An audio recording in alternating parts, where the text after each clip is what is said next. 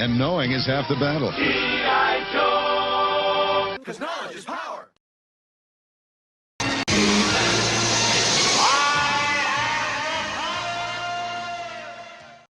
Science and the little observed and recognized science of metaphysics, I can decipher what they have gathered together by their observations, and then based on my expertise of studying the unseen realm and all the laws that govern the unseen realm, I can speak to you about how I have, through what I know, interpreted the data. Well, first and foremost, the science of genetics is another form of fragmentation of the study of the whole biospiritual body that we call the human being. More and more, as we advance in the study of man, humanity, we begin to fraction and fragment the physical temple into ever more microscopic venues. And we have come now to the phase of knowledge where man is now seen as an atomic structure created or formed into a molecular structure, which in turn is formed into a cellular structure, and from that cellular structure comes out into the different forms of intelligence that we see walking the planet from the DNA. All of the different quote-unquote discoveries that we're getting today is based upon the perception that present man has of himself, or the present church or religious venue of science. Science is a form of religion. Just like politics is a form of religion. Religion is a form of religious thinking. It is the marginalization of thought or certain abstracts into a formula. And then that formula is meshed over, and you take a piece, I'll take a piece, and everybody has a little piece, and they'll see what they can extract or mold out of that little piece. Genetics is simply one of the branches of the mold that we're studying.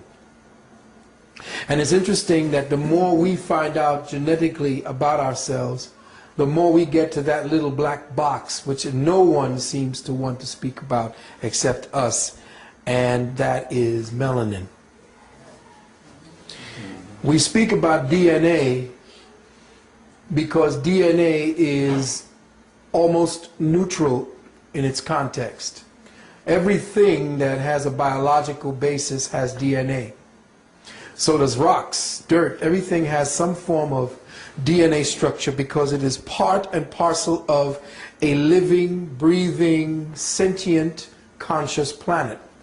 So there is no part of what we live on or what we participate in that is not conscious. Not only of itself, but as itself. So when Brother brought this particular information to us, what happened is that every time there is a new breakthrough in science, and I know that there are other metaphysicians and other spiritual people who know what I'm speaking about, that every time someone comes to us with something new that science has discovered, the occultist, the metaphysician, the one who studies the spirit, already knows what that formula is. We just have not yet interpreted the language that they've used to describe what they've discovered. But once we get a chance to look at it for a while, we know, based upon the science of metaphysics and the study of the occult realms that our ancestors have studied, we know what they are touching upon and what they are looking through. So he may hide behind his codes, which probably, if you punch in the letters DNA, you probably get right to them. You have to see that his constant fractionalizing of life is based upon the way that he sees through the prism of his reality. He cannot see or abstractly understand and understand whole beings and whole things. The Caucasoid has a frame of reference that cannot see the wholeness of a thing. He may be able to describe the surface of it, but his ability to interface with that thing that he is observing, he does not have the mechanism, the crystalline mechanism necessary for him to access that.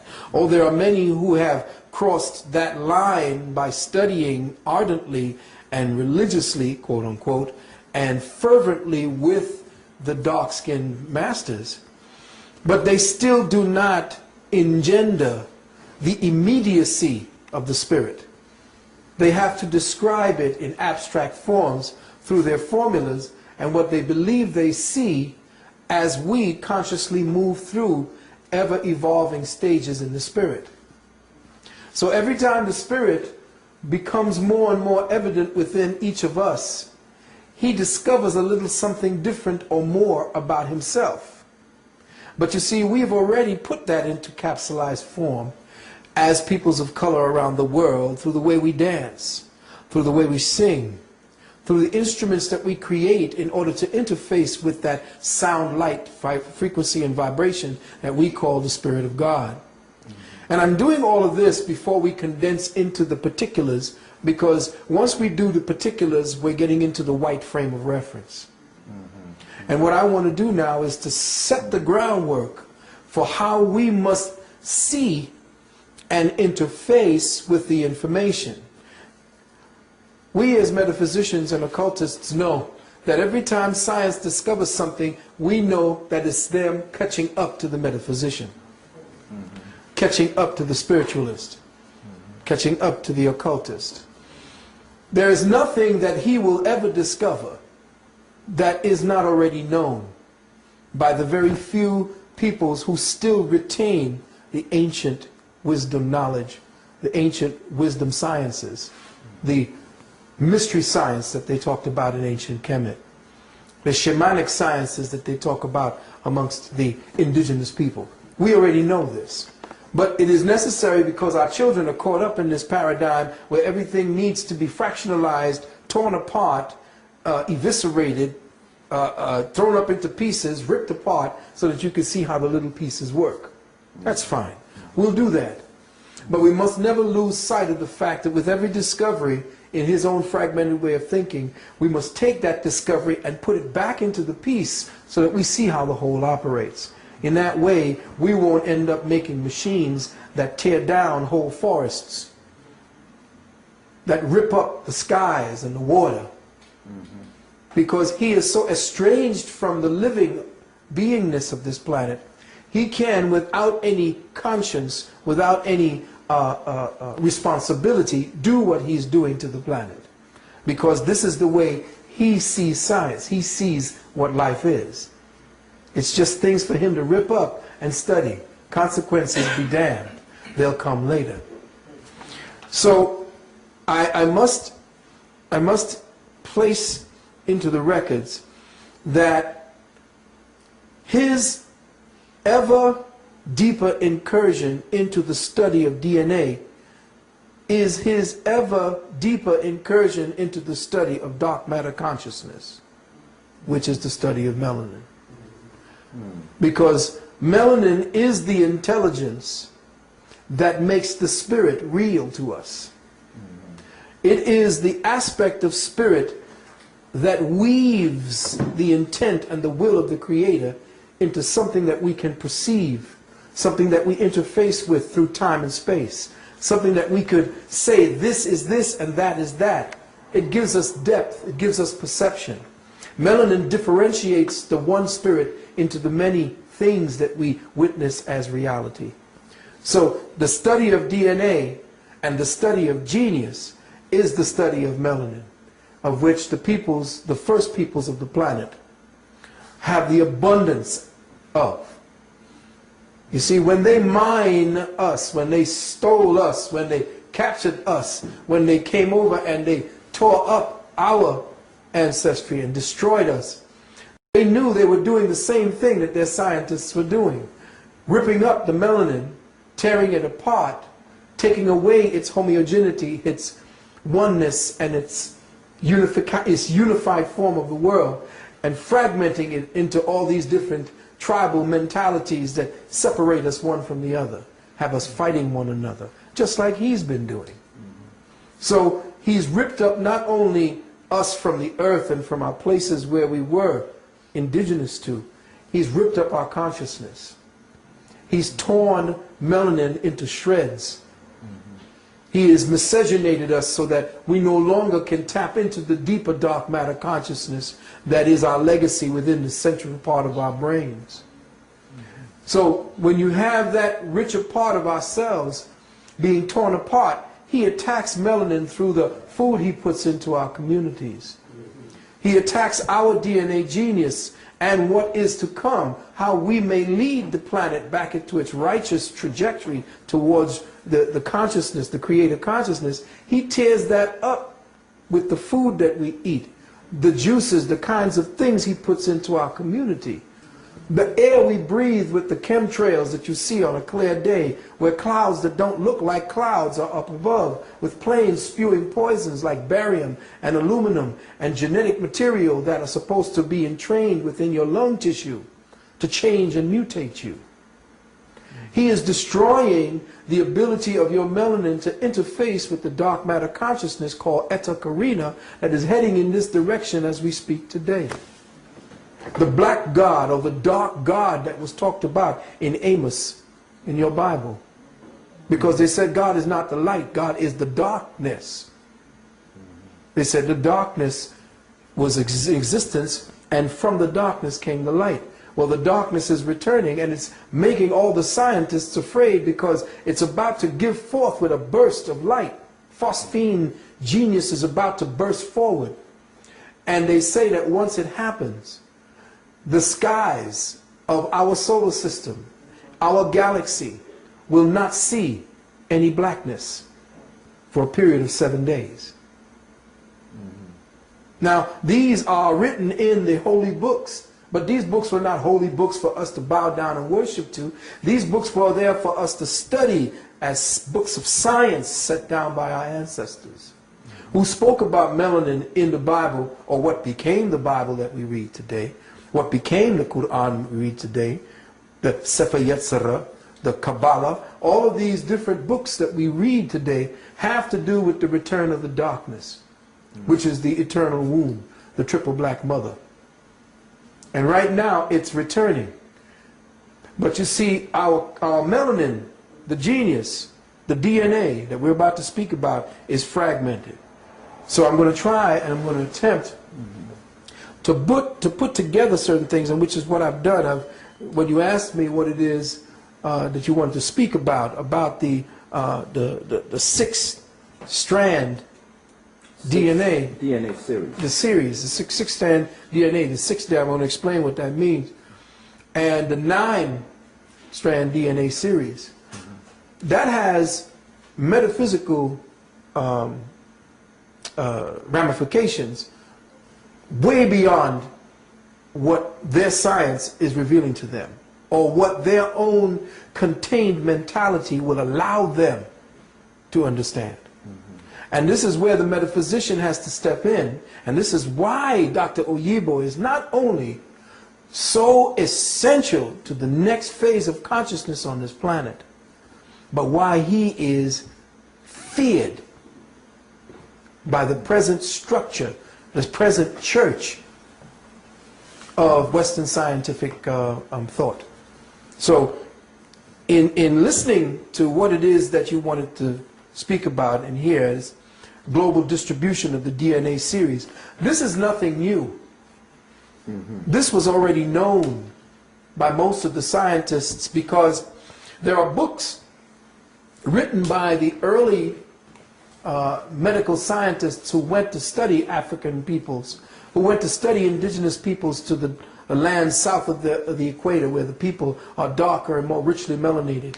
And they wrote a series of medical books attesting to the difference between melanated peoples and white peoples, to the point where their apothecaries and their pharmacies created drugs differently because they had a specifically specialized effect on melanated peoples as opposed to white peoples. For instance, white peoples have more metal in their medicines than black people can tolerate. So they made most of their medicines so that they could not interface. They had to put more metal into them because the Caucasoid is so deficient of iron. Whereas peoples of color have a rich uplaying of dark iron. That's why you get your dark, black, richly melanated color, is because of the fact that your face and your body has laid up iron in it. But to see, the problem is you are like an earth without the plants and the soil and the flowers that grow from it. In other words, back in the days when you had a dark, rich, black earth color, you gave off a greenish, bluish hue. Like you can go today to Senegal and watch those brothers and sisters stand in that sun, and they are so black they shine blue. That's true. But people don't know what the secret to that kind of melanin means.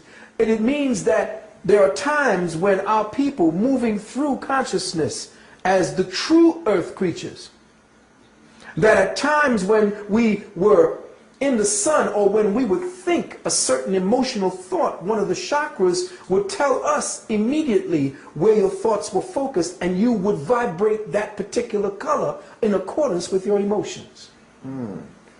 That's because you were in tune, and your melanin was not disjointed and fragmented. It was connected directly to the interlacing conduits that connected directly to your nervous system. And that nervous system, through its own conduits, connected directly to the etheric body that you had, which is called the breath form, which you commonly call the soul. So your soul, through the nerve estuaries and the electromagnetic wiring in your body, connected you directly to your skin. And the soul had its outward representation in the way that the molecules and the atoms formed you to imitate the triple blackness, because from the blackness came the light, but in order for the light to know itself, it had to be housed back in the blackness. You see? So what happens now, we don't understand what color is, we don't understand the science of melanin, what I call dark matter consciousness. And in thus doing it, we do things unconsciously in the spirit. That's why religion is such a, how do I say this?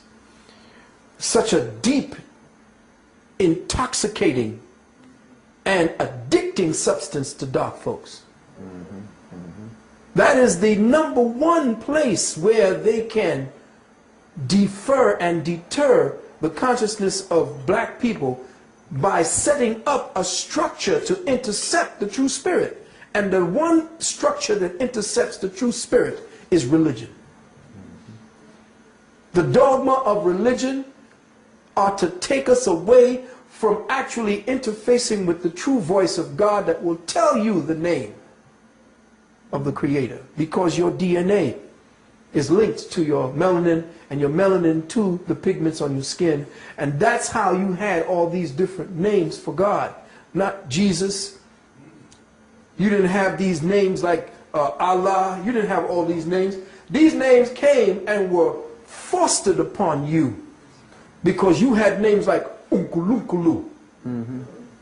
That was the sound of the cosmic resonance of the drums. And the way Most High spoke to you, so you spoke back the name that was given to you directly. You didn't need a second-hand interpreter to give you a name for God. God already gave you its name wherever you were on the planet, because the name that you called God where you were on this planet was the harmonic frequency necessary to keep the balance of the overall planet in place. So when this Caucasoid came around and began ripping up all of your religious sounds and your music and the way you spoke directly to the Creator, it ripped up and tore apart the planet so much now that it begins to wobble. The planet itself today wobbles. Because every one of us is calling out somebody named Jesus who never existed. Never existed. That's correct. So your melanin can be used to keep you in the prison because it's easily infected with illusion. And that's why we must know ourselves from inside out. And if this is a chance for me to speak more deeply upon what it is we need to do, you know I'm going to actually do my best to be here to speak on that. Thank you. Thank you. Thank you. Give thanks. Now, I need to read into the record for everyone some things that I put down very quickly for us to understand or understand around what this DNA situation is and what this whole concentration on genetics and, you know, what's going on with the genetics of disease, and we found the gene for cancer and the gene for leukemia and the gene for that. You can go down to Woolworths and find genes. There's genes in everything biological. But he needs to do that. He needs to think that he is in control, because he is going to poison you with what he finds. He can't do anything good with what he finds. He needs to keep poisoning you because by your suffering and pathology he lives. That's correct. Know that the medical system does not exist by your health. It exists based on you being maintained within a pool of pathology. That's correct. So his control, his science is to find out what may harm you so that he may stay in control. Oh, yes. There is no upliftment in his science because he has completely extricated the principle of the deity of God within all of his science. You cannot find deity in any of his sciences. Therefore, it has to be satanic. So the study of genetics, the study of medicine, the study of all of the biologies that he has is a satanic study because he does not believe that a divine intelligence operates all things. Now, if I may ask you a question, if you prefer just to go completely and I interject questions on the end, I'll try to do that. Good, but let me put this down because then the questions may have been answered by what I have put down here for you. So let me just get some rudimentary things down. Simply put, DNA, or deoxyribonucleic acid, makes RNA, ribonucleic acids, which in turn, ribonucleic acids makes proteins. Everybody knows what a protein kind of is. Proteins allow things that are called amino acids to be registered messengers. Okay, so I'll show you what I'm talking about when it comes down to, say, for instance, to the DNA helix. And we'll deal with the DNA helix like this, because this is the simplest waveform that we can see. This is not, let me just say this first. DNA is not what you think it is. This is simply an abstract model by what science has done to simplify what it is. Okay, that's all it is. So when they show you this fancy model with all these little things all over it, that's a clinical model, because they don't all look like this. DNA is simply a wave energy pattern crystallized into a gelatinous mold. Okay? And the reason why it seems like this is because we're stuck. And I'm going to get into that. So DNA makes RNA, RNA makes proteins, and proteins allow the amino acids to be the registered messengers. Each amino acid is different and thus has a different geometric shape specific to its duty. So amino acids are little messengers that attach themselves along the DNA. And I'm doing it extremely simplistic because if you get in contact with this guy, he will start getting into the church of his own scientific churches. Huge amount of gobbledygook that simply doesn't do anything because it's their own language. It's their own way of estranging you from what's going on inside of you. So, each amino is a microprocessor. A microprocessor of light signature frequencies. Okay? So, when you eat or when you breathe in, or when you drink water, or when you take in anything that's real food, the breaking down of substances, especially the stuff that you breathe, essentially comes from what your environment gives to you in the form of the breath. So as you breathe in or as you eat in, certain things become digested, not only in the lungs, but in the stomach and everywhere around you. Even knowledge and the sitting and learning is a form of digestion, which creates a certain type of etheric amino acid that is not yet detected by them. That's correct. Okay, so I already jumped you forward maybe 10 years to what they're going to discover somewhere down the line. But when you breathe in, your alveoli in your lungs acts as condensers and compressors of cosmic solar material that is in the air that you breathe. Now a lot of people say, well, it's in the air. How can I don't see it? Well, you can tell that air is a form of atmosphere, or almost like a watery kind of atmosphere. If you will put your hand outside a car, for instance, and you feel that resistance as you're moving through it, and you can do this, you feel it. There's something actually feeling against my hand. Well, you're like a fish in a bowl, but you are in a more refined atmosphere. You see, so in this atmosphere is a whole other universe. You're living in a terrarium, an open terrarium or open aquarium, with a kind of water that's so refined that this is the way that you breathe. Like the fish breathes, the deeper and more condensed form of this same thing. You see. So when you breathe in what are called etheric materials, solar materials that condense to become your etheric amino acids. But the food you eat is a denser form of the same thing. So as you break down food that essentially has signatures within them.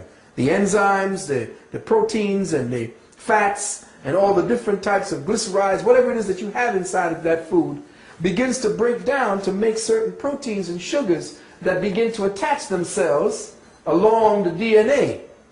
Now this DNA has these little signatures here because through your body every day, through your body, there are light wave forms that are constantly bombarding through your body, more refined, giving you information.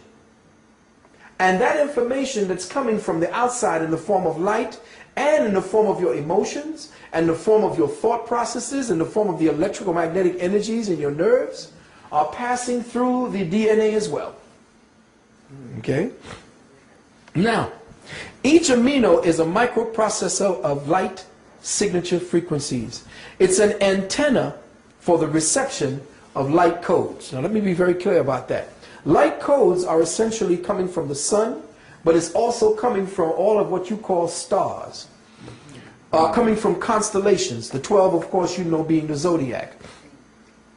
Each zodiac has a specific space wherein this world spins. There are 12 of them around us, and we're inside of that. And everywhere we go, they are positioned in different areas as we travel around this and the sun itself. So we're inside this light fixtures. Just like this light is beaming on me, that would be Aquarius. One behind me would be Leo, or all of these. So we're inside of these 12 light fixtures. And behind them, there are 12 or 200 more. So we're getting all these refined form of lights. These coming together and interfacing with one another constitute the light codes that hit us finally. Okay? And as the light is hitting us, we're breathing in the residuals of those light particles that are given off. And we're getting information messages. So, these proteins and these amino acids are micro chakras, and I'll explain all of that, all connected to the 7 primary chakras. Each microprocessor amino has a code combination. Each has a 3-letter code. So you can imagine now that the microprocessor aminos has a 3-letter code. And we're going to get into showing you how, you can just cut this part right off. A 3-letter code. These are chemical codes used to articulate different combinations of carbon melanin, hydrogen melanin, oxygen melanin, and nitrogen melanin, that they collectively go into the constitution of aminos created to receive specific light code instructions. There are 20 known light code antenna processors presently identified by Western medical science. 20 known antenna that define the biocosmic temple we call the human body. The human genetic code is comprised of 64 possible code variations, what they call codons. Now, if you know anything about the ancient I Ching, what they call the ancient Chinese way of dealing with reading, I, and then it's called I and then CHING, there are 64 different combinations that you could throw of the coins that they give to you. And those 64 combinations of 3 are directly linked to how the code. So if you know how to do I Ching, you can judge what is going on in the human condition based upon your sympathy with the energies of the planet. You can throw those I Ching coins, 4 I Ching coins or the 3 I Ching coins, depending on what system you use. You can throw those I Ching coins and read what's happening to you and interface, because all 64 possibilities have a code next to them that our ancient ancestors wrote down. Okay? And they're linked to the so-called DNA.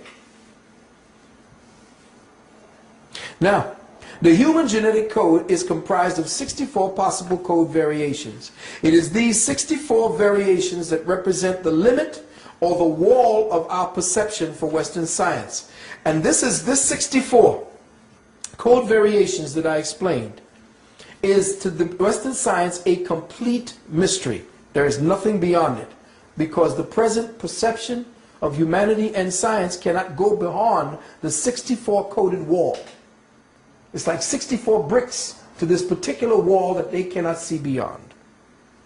The mystery is that there are 64 possibilities, but only 20 light code antenna keys turned on and are in working order. So, if we know that there are only 20 possible variations within the chemical codes for aminos, and there are 64 possible code variations, it means that 44 code variations that would then link us up to a higher reality within ourselves are missing. Now, here's this man coming along to say that in the southern regions of Africa, below the equator, right now, at this point, there are evidences of people that are supposed to be primitive. Primitive meaning first, but to them, primitive meaning idiotic and savage. But not understanding that these people hold on to the primary code keys that humanity had when they first fell out of spirit. If they found 9, understand that there are 3 that's only missing from them and 6 missing from them, because the first stages of being able to climb out of the present perceptual paradigm is to link up to the 12 DNA series. He only got to 9. And we're going to explain what that means. So here we have a problem with the amino sequence. Let's just use one amino acid, the amino acid leucine. L-E-U-C-I-N-E. Now the amino acid leucine reveals something very deeply in us. I mean, it shows something that they have found out in us. And it shows something that we as metaphysicians have been trying to tell people for a long time. The occultists, the shamans have been telling people, we are locked down. We can't see beyond the present perception because we have refused to release it. And religion is that lock, because it does not explain the spirit. It tells you to believe. But when you believe, it means that you have surrendered your critical thinking and your reasoning mind to accept something based upon what somebody else has said, not first-hand experience. Here's the problem. This society, Western society, is not based in first-hand experiences. Western society is based on vicarious experiences, which means we go to movies, TVs, we go to different shows to see other people enjoy first-hand experiences with us. That's true. So a second-hand experience does not allow for certain parts of our bodies to develop. It does not allow for certain consciousness, cellular consciousness to be awakened. Because when you take away first-hand experience, you take away the soul's ability to interface with the moment on an organic level, and thus traps the spirit or the soul in a paradigm always looking for itself, which is a first-hand experience with itself. So now you have a creature who is living completely by vicarious experiences. Okay, go to church, come to the preacher will strike up the band's music tells you sing these songs trigger a vicarious experience in you. You now, based on the programming, are told that Jesus is doing that to you, but you're doing it to yourself. Correct. And you've accepted the programming that somebody is doing this for you. I'm feeling Jesus because why? The preacher says that that feeling that you're feeling while you're in this place is Jesus. That's correct. But you don't understand that he is using your own spirituality, your own inheritance of the Spirit, That's correct. and spending your inheritance by keeping you high on ignorance. Okay. So understand now that what I'm trying to say is that at this present time, the present amino acid structure that science is studying is simply based upon a vehicle that is stuck in its own ignorance. As soon as you awaken this vehicle, this entity creature, all of these codes will change. In the twinkling of an eye, didn't the Bible say? That's correct. But you can't do that if you keep the eyes blind and the twinkle out of them. That's right. Yes. See? And the knowledge of oneself puts the twinkle back into one's eyes. But understand this. Now, the amino leucine looks like this. UUA. These are the way that they are set up in sequence. UUA, UUG, and these are the way the proteins are set up. The protein aminos are set up. CUU, CUC, CUA, and CUG. Now, if you're looking at it, we have 6 completely different chemical combinations, but they all still add up. These 6 different completely chemical combinations. These are 6 completely different chemical combinations for amino acids, but they all add up to leucine. Which means, and this is happening throughout the whole DNA helix, which means that humanity is stuck or locked down in a consciousness of redundancy. The consciousness redundancy that we are presently locked down in means that we can't see to the next phase of our development in the journey of life. And what has happened for the last 2,000 years is that a force has been placed upon us, has been imposed upon us. We have been forced into this reality to believe something that you don't understand. And you know what Stevie said, if you believe in things you don't understand, you suffer. Superstition ain't the way. And what is religion but superstition? Understand and understand that our redundancy, the reason why we are continuing to be at this pace, constantly suffering as peoples of color, is because we have played into the illusion of ourselves. We have adopted an alien perception of reality. We act to give life to this corpse, this Frankenstein that was created on the slab. You know what happened when Frankenstein was awoken. Our electricity, our life force gives life to this Frankenstein monster. And what happened when it got up? It started tearing up the village.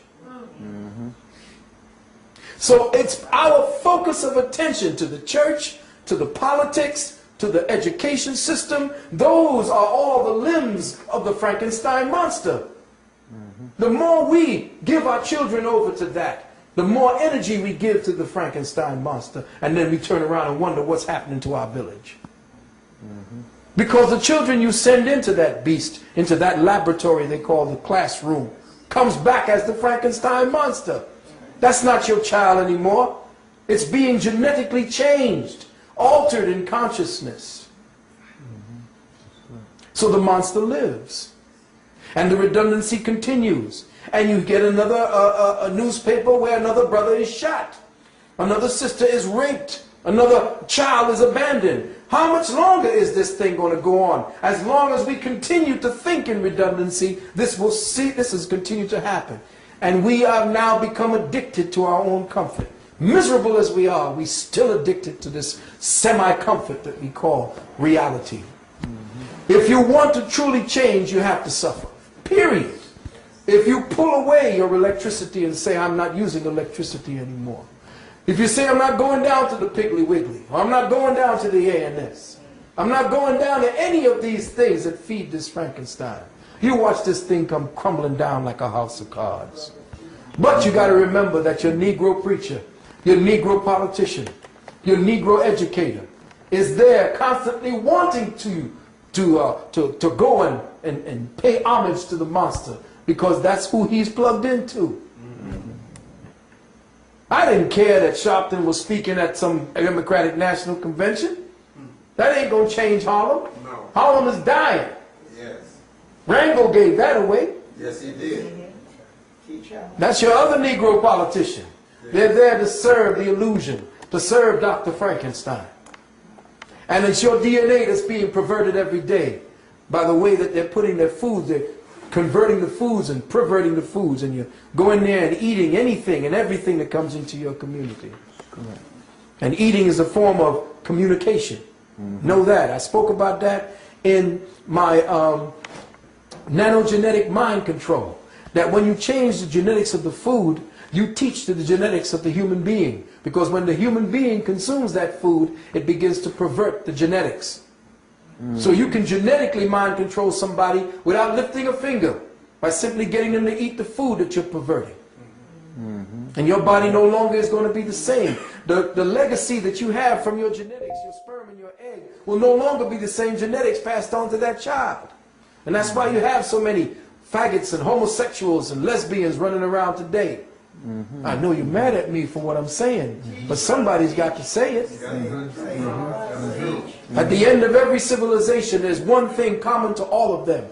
Greece, Sumer, Kemet, all of them fell just when homosexuality began to rise. Go back to all of your histories and see if I'm lying. And that's based on perverted genetics. So understand and understand that what we're doing right here is not just floating off the top and putting up theories or what do you call it. This is a science that they will never teach in school. They'll never teach the young genetic student, why is there such a redundancy just to one amino acid? Because the redundancy is the effort of the body to find an escape route out of the present condition that it's in. Maybe this combination might do it. No, you did something here to stop this from converting out of or evolving out of. So then they created this one, and then this one. All of it indications of the body trying to find a way out of it, because as a byproduct of life, it is in motion constantly. You stop it with emotion. The one thing about science that they teach you is that science and life and all that lives, all that is science, is about movement and motion. And when you stop motion, you stop life. The motion is also seen in your thinking process. Thought creates motion, because every time you think, you create an atom. Every time you think, you create an atom. See, they don't give you that in school, because they as a child of the Creator, it means that you are a creator. And as a creator, the first thing created, as you will see by that genius, Dr. Oyibo, was the atum. The one thing. The one thing represented as the all.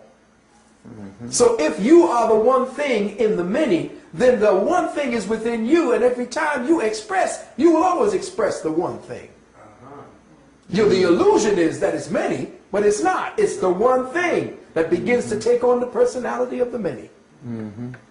You see, so this is just by studying it, redundancy, if you do not know why there are so many different variations just to make up one amino acid. It is said that the light code frequencies of the star cluster constellation, now listen carefully, here's a little something for them to go run and tell. In the book called the Enoch, the Book of Enoch, which was written by this white man named J.J. Hurtak, with financing from the Rockefeller Foundation. This book I read about 10, 15 years ago. Powerful book, but none of my brothers and sisters can understand it. I didn't even understand it, but I kept reading it. And there were some things in there that I know they know what's going on. They've studied our information. He says he got it from Enoch, which gave him, you know, white folks got this thing whereas they want to pretend that they didn't get it from us. So they got it from some spirit that gave it to them. Yeah. That's that New Age bullshit. They like to tell you somebody else told them, oh, well, who was it? Oh, it was a spirit that talked to me at night, and Enoch said, well, hell, Enoch was black. So you can't get away from that. So in it, trying to remember what he was saying, I put this down. I says, the light code frequency of a star cluster known as Alpha Draconis represents the star grid system program that is entropic in nature. Entropic means that it sucks energy, that it leaves a void of energy, that causes certain energies to want to come to it. But it's entropic, it sucks the life force out of you. Like, you know, sometimes you get close to certain Caucasians, if you're around too much, you wonder why you're feeling tired. Or when you're around certain people, not just Caucasians, because there's a bunch of Negroes out there that be sucking your life force too. But there is a vampiric energy that creates an entropic feeling in you because you're feeding something that they lack. See what I'm saying? So there is right now a huge entropic energy called Alpha Draconis. And now the ancestors spoke deeply about this because they spoke about being devoured by the dragon. Alpha Draconis. Okay? But that Alpha Draconis essentially is a star constellation that sucks consciousness. Okay? That's how it feeds. Now as a result, it is said to devour all consciousness potential and keep planispheres like Earth chained or locked into the entropy of singular sun systems. In other words, we had, at another time, back 30 years ago, you know, you were there taking this, people thought we was crazy. There were at least two suns in our star system. One that was magnetic, one that was electric. Problem is, the other one got knocked out of our field of vision, and it turns when we turn. So we don't see it. And that's why they've been sending all these things to the sun. And sometimes we're not seeing our sun. You see what I'm saying? So at this point right now, we're looking at the sun, and where we are in conjunction with the sun, if it's a singular sun, it causes problems for us. This is an electrical sun, and it causes some deep problems for us. So now, the singular sun system causes consciousness to be, depreciated. This causes the collective consciousness signal bands of our species consciousness, because as a collective species, as we think and as we are emoting, we create an energy field that is not only of our own singular one, that is like our aura, but it collectively coats the earth. So all of the billions and billions of people thinking and feeling sets up an energy grid around the planet. That's correct. Okay? Now that energy grid around the planet is being devoured when we get into certain, like certain times of the year, or certain areas where you begin to start seeing the effects of that with people at war, people killing one another, people getting angry, getting shot, things like that. It's when your higher consciousness just turns down to the lower, and the dragon begins to devour all of your higher energy consciousness. As humans, we are trapped, as a result, in the 7 harmonic field of star evolution, the 7th harmonic field of star evolution. The Dravidians called this particular star harmonic evolution Darvana, D-A-R-V-N-A, or D-A-R-V-N-A, Darvana Ratri. Darvana Ratri. This particular entropic energy is what is called, Darvana Ratri is called the night of frustration. This is when the earth goes into a specific star cluster and everything on the planet begins to become depressed. Whole species like animals, you see elephants. Why are elephants going into tar pits and just dying out? Why are species dying out at 6 and 7 and 10 times? Why are whales washing up on shore? They are feeling the frustration of the planet. And this Caucasoid is part of that energy frustration that we are exhibiting, that we are being participated in. We are participating, but we are being participated against our will. We just happen to come back at a time when everything is being flushed down the toilet. But there are some amongst us who are here who are actually seeing the days and the times, tabulating it, and are growing our soul as a result. There is no superfluous time spent if you spend it in learning, if you spend it in researching yourself, seeing who you are and could be with the next person.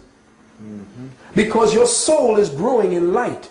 You are energizing that field that you represent individually. So if the world were to blow up tomorrow, physically, your psycho-spiritual self, the soul energy, would have retained the experience, though you may not have retained the language. And that experience will find the language that allows it to express itself in another life. So it never is lost. So when people come to you and say, live fast, die young, make a pretty corpse, that don't make no sense. That's a fool. You see. So every day that you have the chance, study and study thyself. Every morning you wake up, look in the mirror, and what do you see to you? Because the one looking in the mirror is the student. The teacher is the reflection. And that's the secret behind how the Creator created. You see, the Creator is the student. And you, by your actions and the things that you do every day, what you perceive and receive by experience, the Creator receives in turn. So you have a job to do. You are the teacher of the Creator. And some people say, well, how can you blaspheme? We are here to serve the Creator. No. The Creator serves us so that we may be better and better, so that it may be served in return. It can't know a damn thing if it's pushing you down or telling you damn forever in hell. Oh shit, I might as well just go ahead. You allow me to do this. If I can do everything that I want to do, why not do everything I want to do? Now you're going to damn me for it? That's the myopic thinking of a prison planet mentality. And that's why our DNA is so frustrated at this time. Now this night of frustration is the present harmonic field that traps the planetary intelligence of man so that he cannot get behind or beyond the present sevenfold nature of cycles and changes on this planet. Man is chained through his inactive DNA to Earth's geometric cycles. Let me say that again. Man is chained to his DNA through the inactive cycles. That's right. To his inactive DNA. In other words, the DNA that is not alive, out of the 6 to the 9, that DNA represents what keeps him entropically chained to the physical planet and to this reality. That's why they call it gravity. Why do they call it gravity? Because it's essentially a grave. That's what it does. It pulls you in. Life is entropic in its nature, but the spark of the Creator is what moves it forward. So man is chained through his inactive DNA to Earth's geometric magnetic cycles. There are 7 days for quote-unquote creation, 7 years to the age of reason, 7 chakras, 7-year cycles for age progression of the cell, 7 seconds, 7 milliseconds, 7 nanoseconds before the phosphine explosions occur toward the inner dimensions of the mind. In other words, at that point where you begin to know yourself, as you raise the 7th chakra, it goes into seconds, then nanoseconds, as you plunge deeper into the well that you represent, that consciousness that you call the Creator. This night of frustration is a point in human consciousness evolution where the physical ordering of the mind must come to the realization that even star evolution does not share any singular space and time indefinitely. In other words, what we're looking at as the stars above us at this time, what we're seeing presently is not and will not remain like that forever.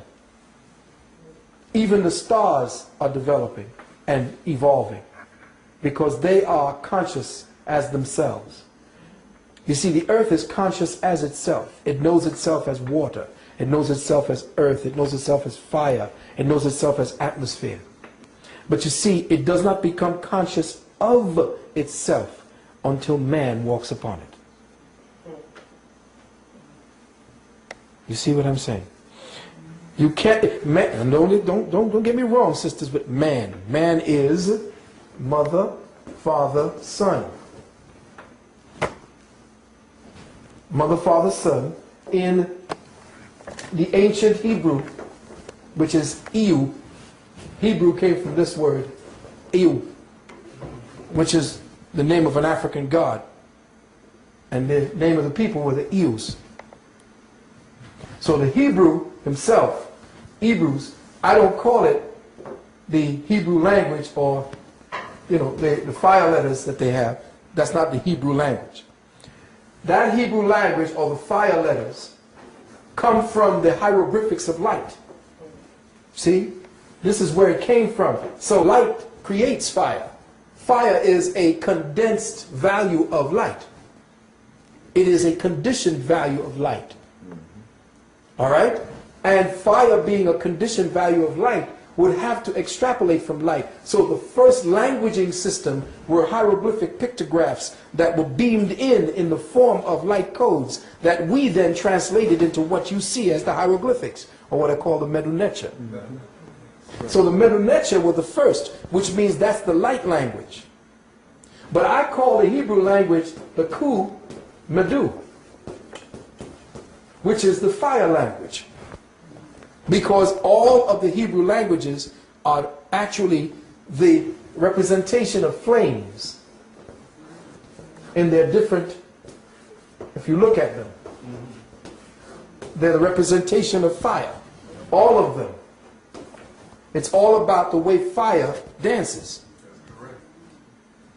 So the flame language, Kumadu,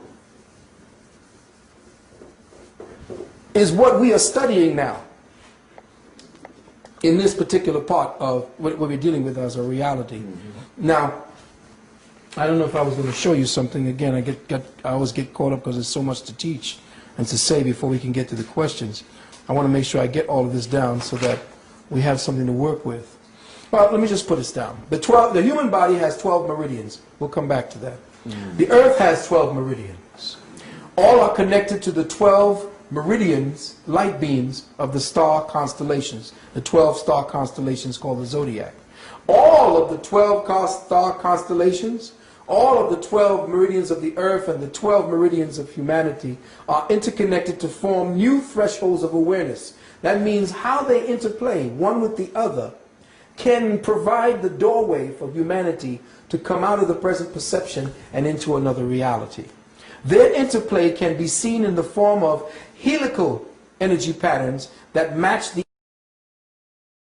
patterns of our DNA. In other words, the way that the meridians of the earth, the meridians of our patterns of our bodies, and the meridian patterns and the thresholds of the constellations all come together to create helical energies that match exactly the helical patterns that are seen within your DNA, actually, the DNA.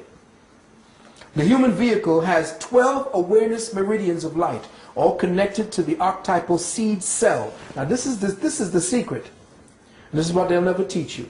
The human vehicle has 12 awareness meridians. That's what the acupuncturist is moving when they stick the needles into you to move the energies around. These 12 meridians, awareness meridians of light, are connected to the archetypal seed cell located in the pineal, or the first light, first eye. Not the third eye, but the first eye. They want you to believe it's the third eye because they got you believing that these two are the real eyes. These two eyes are the eyes simply to diffract light wave patterns into forms of solidity so that you can perceive a reality.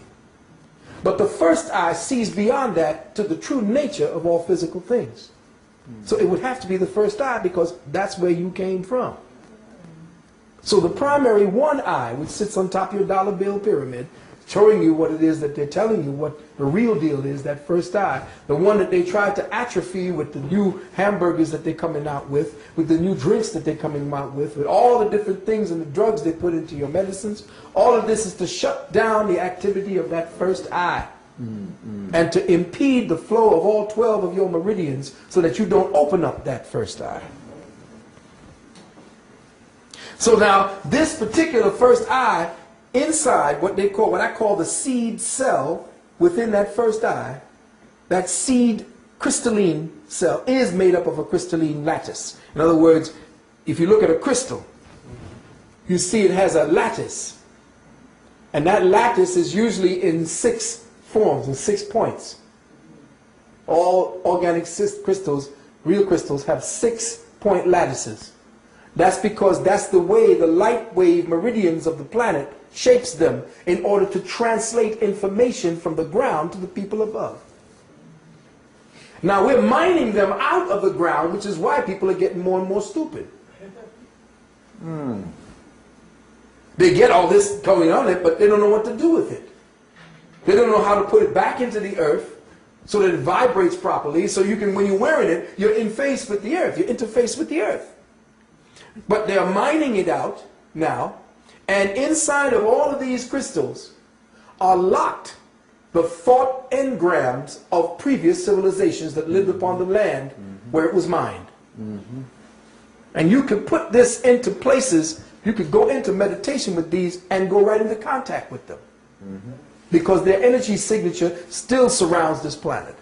And that's what the white boy is trying to tune into. But see, he's over there trying to steal Native American thought and Native American organic interface.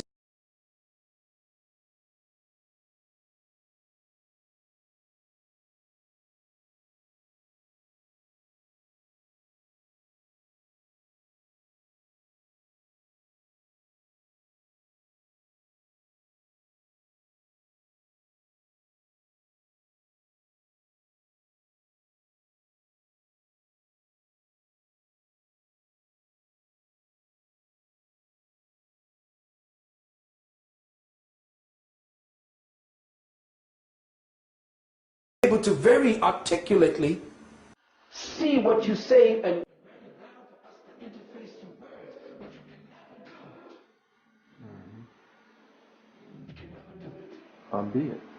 albeit. So as I go on very quickly, the Earth's planetary membrane, what is called the ionosphere, troposphere, stratosphere, etc., or the biocomputer, has 12 vibrating light focus channels. Both channels are used to reprogram the human molecular atomic structure and act as key points for the shift in particle or quantum perception, which is the doorway to the next level of biospiritual evolution. These 12 awareness meridians within the human body temple are synchronized through the 12 planetary meridians with the 12 zodiac portals, through the 6 double helix of 12-strand spiritual ladder, or the 12-strand DNA. Now, what does that mean? We're going to get right to it. It is 3 by 3 by 3, which is what we're talking about, the 6 double helix, 3 by 3 by 3, and the 3, 6, 9, 3 fours are 12. There are body meridians. There's 12 body meridians, which means 12 equaling 3. There are 12 planetary meridians, again 12 equals 3. And there are 12 signs of the zodiac, which means 12 equals 3. That means 3, 3, 3. It means 9, which comes up to the vibratory number of 9, which is why that is the last number that you can that can be formed out of the one linear first equation, the circle with the dot. You can only come back to 9. There's nothing else. After 9 is 10, and that's just a repeat of 1. It's the multiples that create from it. So I'm just kind of throwing this out there very quickly. This white boy, I forgot his name, went and studied again, they go into the laboratories, and he studied the DNA, which was very interesting what he studied. He studied the DNA and found out that emotion triggered certain DNA on the light code sites. So, let me just put this down one time to show you what he found out, which is very interesting because it just substantiates our ancestors. This is DNA, for instance. Okay, we're all okay. We're on the same page. We'll say this is DNA. Now, let's just, for simplistic sake, let's just put this way. Okay? Let's just do this. On this DNA, we have a series of amino acid proteins. And again, these little amino acid proteins have different little shapes. You know, one may have bunny ears, another one may have little arms. You know, they have little shapes, little crystalline shapes that are their own. But they are based upon the temperaments that you share right now. So you create the proteins and the amino acids based upon the mentality that you carry. Yes. So what they do to our children is to create certain conditions whereby in the education system and in the idiot media system and in the entertainment system, certain crystalline structures are formed along their DNA patterns. By the way the music is played, the kind of sounds that come out of their music that shatters these crystals once those sound waves pass through them. Okay? Now, we say that we have a kind of light code sequencing site of an emotion. When an emotion happens, depending on the type of emotion you have, it will dictate how many of these aminos are touched. And thus, when the wave signature of the DNA of the emotion touches certain amino acids along the site of the DNA, it teaches the DNA what that emotion is supposed to do and how that emotion is supposed to translate as the physical body. So, if the emotion, they found out in the laboratory that if the emotion is made up of fear, now look what's happening today.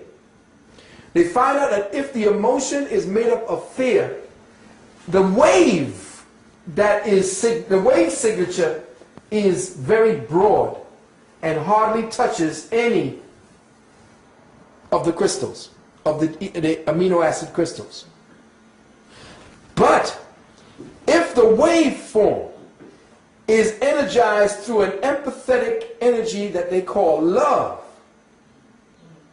that the waveform is so dense that it touches damn near every one of the crystals along the DNA strand, which then translates to an evolving being. Because along this waveband signature, which is more densely collected, you have more information. Thus, more information is passed on to the DNA. And when the DNA has more information, that person is now tapping into the very genius that he is trying to seek. Now, what has differentiated these people? 9 times out of 10, these people ain't educated. And the people that they went to find the samples from ain't yet hooked up into Western civilization. Or if they are so tuned still into the talking of their own ancestral gods, eating their own ancestral food, and have not yet undergone the serious stress, or have learned to bypass the stress and to take on a whole other way of being to survive. But in them is contained the treasury. This is the Fort Knox of human genome system, according to him. So now he has to find out what is it that these people have that we Caucasoids don't have. There it is. And you will see now that coming out of Europe, there are going to be new potions and pills to turn white people black. It's getting ready to happen. You're going to watch it. They already got them. In fact, there was a movie out called Black Like Me. And they had an experimental pill that Richard Whitmark used. Not Richard Whitmark, what was his name? No, it wasn't Richard Whitmark. Richard Whitmark was that skinny dude. It's the other round white boy who played it. Yeah, with the gray eye. William Bendix or something like that. You know who I'm talking about, right? Heavyset dude. Do you remember what I'm talking about? Yeah, I know what you're talking about. Right. I'm just trying to think of it. He took a drug called Sorolin that turned him dark and black. And they're getting ready to put that back on the market for white folks because the sun getting ready to get ugly on white folks. And dark folks who eat white people food. Watch. The melanin is going to be disjointed and destructive to you if we don't come back into our collective thinking patterns. That scenario that you were saying, which is great. Will even taking that pill, will it affect the chemical combinations? And that's the main thing, which the UUA, the UUG, the CUU, and the last one, the CUG. With that pill that they get,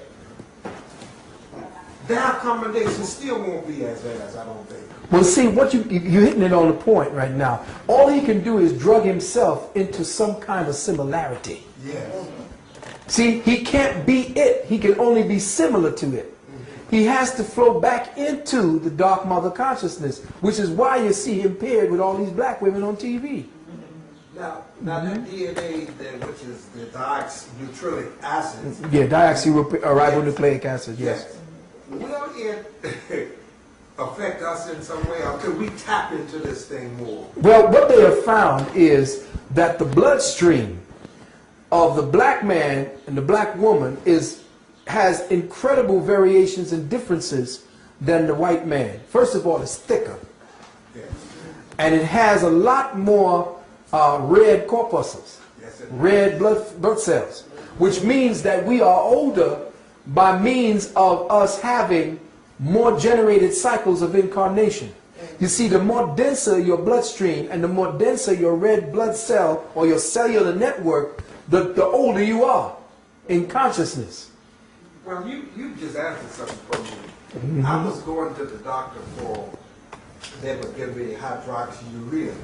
My blood cells are very, very rich, very rich. And they give me the hydroxyurea to Thin it. To thin it. Yeah, exactly. Bring it down. Right. Now, what is that? Detrimental? Or Yes, it is. Oh, it really is? Yeah, because you see, what you've done now is you thin the messengers to your melanin on your skin. And what's happening is you thin the oxygen necessary to keep that melanin alive.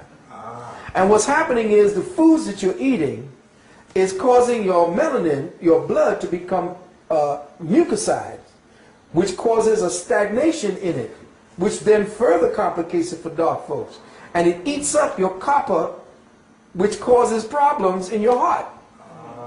You see what I'm saying? We have a whole other kind of, now me, I'm mixed. I got the damn Spaniards, you know, and what do you call them, French. Went down and messed with my Caribbean ancestry down there. So I got the mixture of them. And so what happens is you have to be very, very careful. You have to be mindful of the fact that anytime you take white folks' drugs, it's going to affect you deleteriously, where it'll probably be all right for them because they need that. See, now I don't mind people who are on the black dark folks who are on the path to take the herbs first before they get off of herbs, because a herb is another form of drug. And our ancestors, until we learned that our ancestors only used the herb because it was a time of great stress and cataclysm. And we used it as a way to ameliorate pain and suffering. But we never used the herb itself. That's something over the last, say, 15,000, 20,000 years. That's when we started using it, because the earth was wobbling all around and the temperature was crazy. Everything was nuts, you see. And so we fell from that pristine time when the earth was spinning at the perfect centrifugal force that created a certain type of climate that was perfect. We didn't even need clothes. There was no modesty. We got modesty because we got crazy.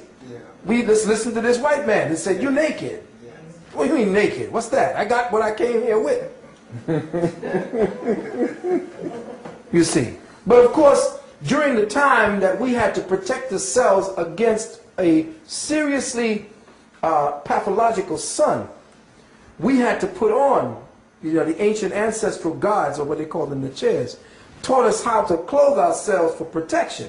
That's why you see the ancestral women cover themselves completely, because, I say this to you again, women are the most susceptible to climactic changes and traumatic changes in the climate. And that if you sisters are dressing all sick and crazy with crotch cutter pants all up into your yoni, dressing with your body and your shoulders all out, that means you done got yanged out. That means you got more testosterone in you, which means your genetics are perverted. See, when the women are dressing to the point where they can have a crotch cutter set of pants that's rubbing up directly against the yoni and separating the yoni and rubbing up against that delicate spot, and they don't feel nothing, they have become yang. Because that's for men. Men are the ones who need pants, not because we just gonna put it on for style. It's because pants afford us the best way to get rid of the extra heat that we make. Pants causes heat to be deflected from the body. Whereas the skirt, if used in layers, like your ancestors did, keeps heat trapped within the layers of the skirt. That's right. Now you can use the pants under the skirt if it's real cold and you're living in them crazy climates that you got to keep changing. Yeah, but your ancestors wrapped herself. She didn't wear bras because at the time the sun wasn't crazy and the atmosphere wasn't crazy. Therefore the people weren't crazy. Therefore the body was not just something to lust after. That's another form of sickness. Yes, it is. So the sisters have to learn that her body and the way she treats it is the way the legacy that comes from that womb will be. If the woman is, and this is something that I'm definitely getting fighting from the brothers and sisters, if the sisters do not understand that their bodies dictate what's going to happen to the next generation, whether it's going to be insane or not, they will see that if they don't change and teach their daughters and their children, especially the girls, that there are certain things that they cannot do. I don't give a damn what the style is, because this European is setting the style trends for our young girls, not us. That's correct. And they're dressing our children. Yes. And I know they say I'm crazy, but it isn't that I hate women, and I wish y'all stop that. I don't hate women. That's stupid. Why would I want to help sisters if I hate them? Let me just say this, because we could get back to the DNA, but this is very important. Even what the Arabs use is plagiarized and ripped off from African women. or women of color, because the covering of the nose by what they call the exercise of purdah, where the women covered themselves, was a way to protect herself in poisonous environments, especially when she walked amongst men. What does that mean? When women walk amongst men, women who are real women, sensitive women, women of childbearing age, there is a specific pheromone given off by men because we're electrically charged. And those pheromones are actually signatures that can be read because scientists have taken infrared and all kinds of different light spectrums and have pointed it at animals that are in heat, and the pheromones are kicking off in different colors. And if that's the case, then men give off through their scent especially certain particulate scent molecules that are breathed in by the woman. When she breathes that in, if she's a sensitive woman, boom, she starts ovulating. But we think that at the time, of course, we got the crazy Arabs taking it, who want to conquer, and what do you call it? And the women now are being used and abused based upon something that the women did in order to protect themselves when walking amongst men. If they're not amongst their husbands, they cover. Not because they cover for modesty or the man don't want to see her face. That was nonsense. They covered because the men gave off a certain odor, especially when she was pregnant. She would never go walking amongst men or working with men when she was pregnant, because you breathing in his signatures changes the genetic structure and signature of your baby. That's why you never saw the women. You would come in first and see the warriors. Hey, you can get past them, then you may come in and see some of the women if we allow it. But nowadays, it's like, you know, everybody for themselves. And this is why we in the madness we are today. At the time, our African women, or women of the ancient times, 100 to 150,000 years ago, knew what men were for. Men were to take the stress off of their lives. Because a stressed woman creates stressed children. Yes, it does. Yes, it does. So we created a stressless society for you. That's why when the white man came and saw women doing everything, that's because paternally, Africa was a paternal society, not patriarchal or matriarchal. It was a paternal society where we made sure that our women were happy. And only when this white man came in and changed everything and then created the science of anthropology to go back and study what he thought he was studying as a primitive peoples. No, there's no primitive peoples untouched by the madness of this Caucasoid. And that every society, every tribe he studies now is a pathological expression of when they met him 200 or 300 years ago. So he ain't going back trying to study somebody, well, this is what they do, and they've done this for thousands. No, they didn't. They did that in order to convert or to survive while you were there. The real indigenous peoples that you could see have not been touched by European hands or touched anything. Discovery destroys. Yes, it does. It doesn't do anything to enlighten anybody. And all they're doing is going there and changing. When them Christians and them damn Jesuits came in there were no tribes that came in there. And you can't study no tribe at their indigenous levels anymore. So the women were not beat up. Imagine a man who has got some kind of intelligence to build a pyramid is going to beat his woman for 10,000 years. Does that make any damn sense? That makes no sense. No sense. In every African ancient society, the women are revered. Only in this Caucasian society, she is not. Because she was at war with her man. She used to raise the son to kill the father. It's all in their stories. But when you see the ancient Kemetic principles, you always see the male and the female behind him as the support mechanism to him. Never the other way around.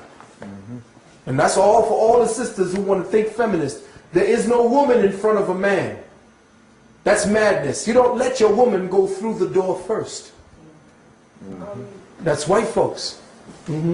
I keep in my mind trying to see how this relates to what's going on right now in Dhaka, Yeah. where they are vaping women as some part of war, like it's part of Interesting war you say that. control Yes. men. Yes. What you do is you rape the women. Demonize the men. Yes. But you rape the women and your seed becomes the woman now. You changed her. Once you change that womb, the legacy of that tribe dies. Because the womb, the first elements, the essence of that womb goes into that first child. Now the essence is no longer belonging to the males. So you have now you have eviscerated, or you have actually castrated the males by raping their women. And guess what? The Arab women would sing while their men did it. This is what I'm understanding. Because of the nature of the African woman, Yes. she could not kill and see them the woman. No, she couldn't. Even though it reflects the Exactly. And that's because you are of the God principle. You are directly connected to the creative principle. So you would never do that, because that would be the creator. No matter how it came here, it would be the creator. And you would have an explanation for that. But guess what? There are sisters out there now that don't, no, this is not going to happen. And they're killing their children, but they're dying as well. They're taking poison, and they're killing themselves rather than give a birth to anybody else. It's a no-win situation. No-win situation. And this is the last vestige, because this genocide that's going on right now is getting ready to turn everything around. I didn't want to get into this, but there has been a penalty that had to be paid for the passage of this consciousness through into the next paradigm. And we were the ones who paid it, because we are the ones to take over to the next paradigm. And it's getting ready to shift. With Dr. Oyibo and with this brother named Philip, I believe, in Emwengali, or Ewegali, this guy that came from Oyibo's tribe, is shifting the whole consciousness of the planet now. He has no room, there is no room for him where it's going. That's why he has to create his stormtroopers. This is why the Star Wars trilogy was written, to show you where we're going back to. And you're going to see him walk in the streets today. Which is why the same genocide that you're speaking about going on in the Sudan, in Darfur, is going on right here now. You see it happening. Can you repeat that? Okay. The same. Hold on 1 second.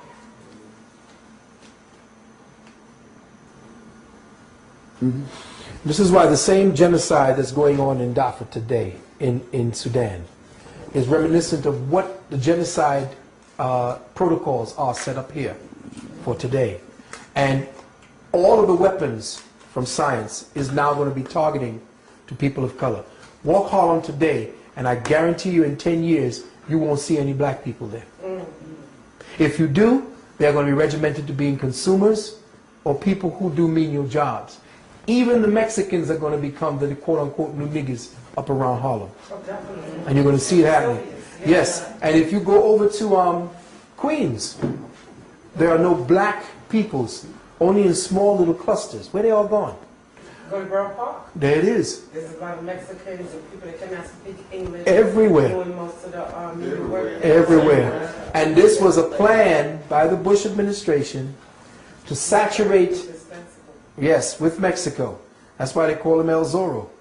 The boy, the president, the fox. Smart. He just opened up, and they opened up the borders, because remember, he got the boy, Bush, he's got the Spanish blood in him. Spanish nobility. Yes. Spanish nobility. And they know what they're doing by putting them in, because these people do nothing for me. They need new niggas. They don't have to ship them over in boats no more. They just have to open the borders. In California, Texas, Florida, all it's Mexico anyway. Hey, coming down from Canada. It's the same way. They're going into Canada. You see, and they are stopping Africans. They have a kind of a quota system for Africans and for Haitians, because they know what they have to do. Right? The genetics. It's the genetics. And they don't call them Spanish. They don't call them, quote-unquote, Indians. They call them Hispanics. Now, Hispanic is just another name genetically for white. Yes, yes, The word Hispanic translates to mean white. yes. That's right. If you look at the sheets, okay, white with Hispanic, black with white. They don't have pure white wasp anymore on those, what do you call the forms? The census forms. There's 6 different types of... In prison, they category Latin and Spanish and Hispanic, all that's white. Yes. In order to... Exactly. That's right. That the white people are still right. That who's being housed. But their DNA now has reached a point where it's no longer able to continue. It's just like being cloned. If you clone, say, after 7 times, the strain is too weak for you to continue cloning. Well, remember, the Caucasoid was supposed to have maybe 1,000 to 2,000 year cycle. It's up. Oh, it is up. It's up. And the thing is that he has to escape. In my book, The Wounded Womb, I talked about him finding a way to escape back into the gene pool that can transit from this lockdown paradigm. And the only gene pool that can get out of this paradigm is the black woman's womb. So he is doing everything. You see him on the news constantly next to the black woman, and she's just as white as she can be, trying to be white, but she's accepted. But he knows, and he is telling you in all the commercials, he's telling you in everything in the movies where you need to put your seed. Reinvent yourself. In other words, no, now you reinvent yourself to stow away. Okay. To stow away into the boat of Ra, which is within the womb of the black woman, the melanated woman. He will stow away so that he will show up somewhere down the line as a consciousness, because he can't exist in the cosmic framework anymore. If you read the Nubian, what is that? The Nubian, what is that called again? There was a set of tapes that came out called the Nubian Codes or the Nubian something. But in the Nubian, Yeah, you know what I'm saying? I'm talking about. Well, in this Nubian framework, in these Nubian tapes, they speak about the fact that if you, as a species consciousness, as a collective species type, were to participate in genocide, your species strain would disappear within the cosmic continuum. So the Japanese, in the next 20 to 50 years, will only have about 20 or 30,000 of their own represented.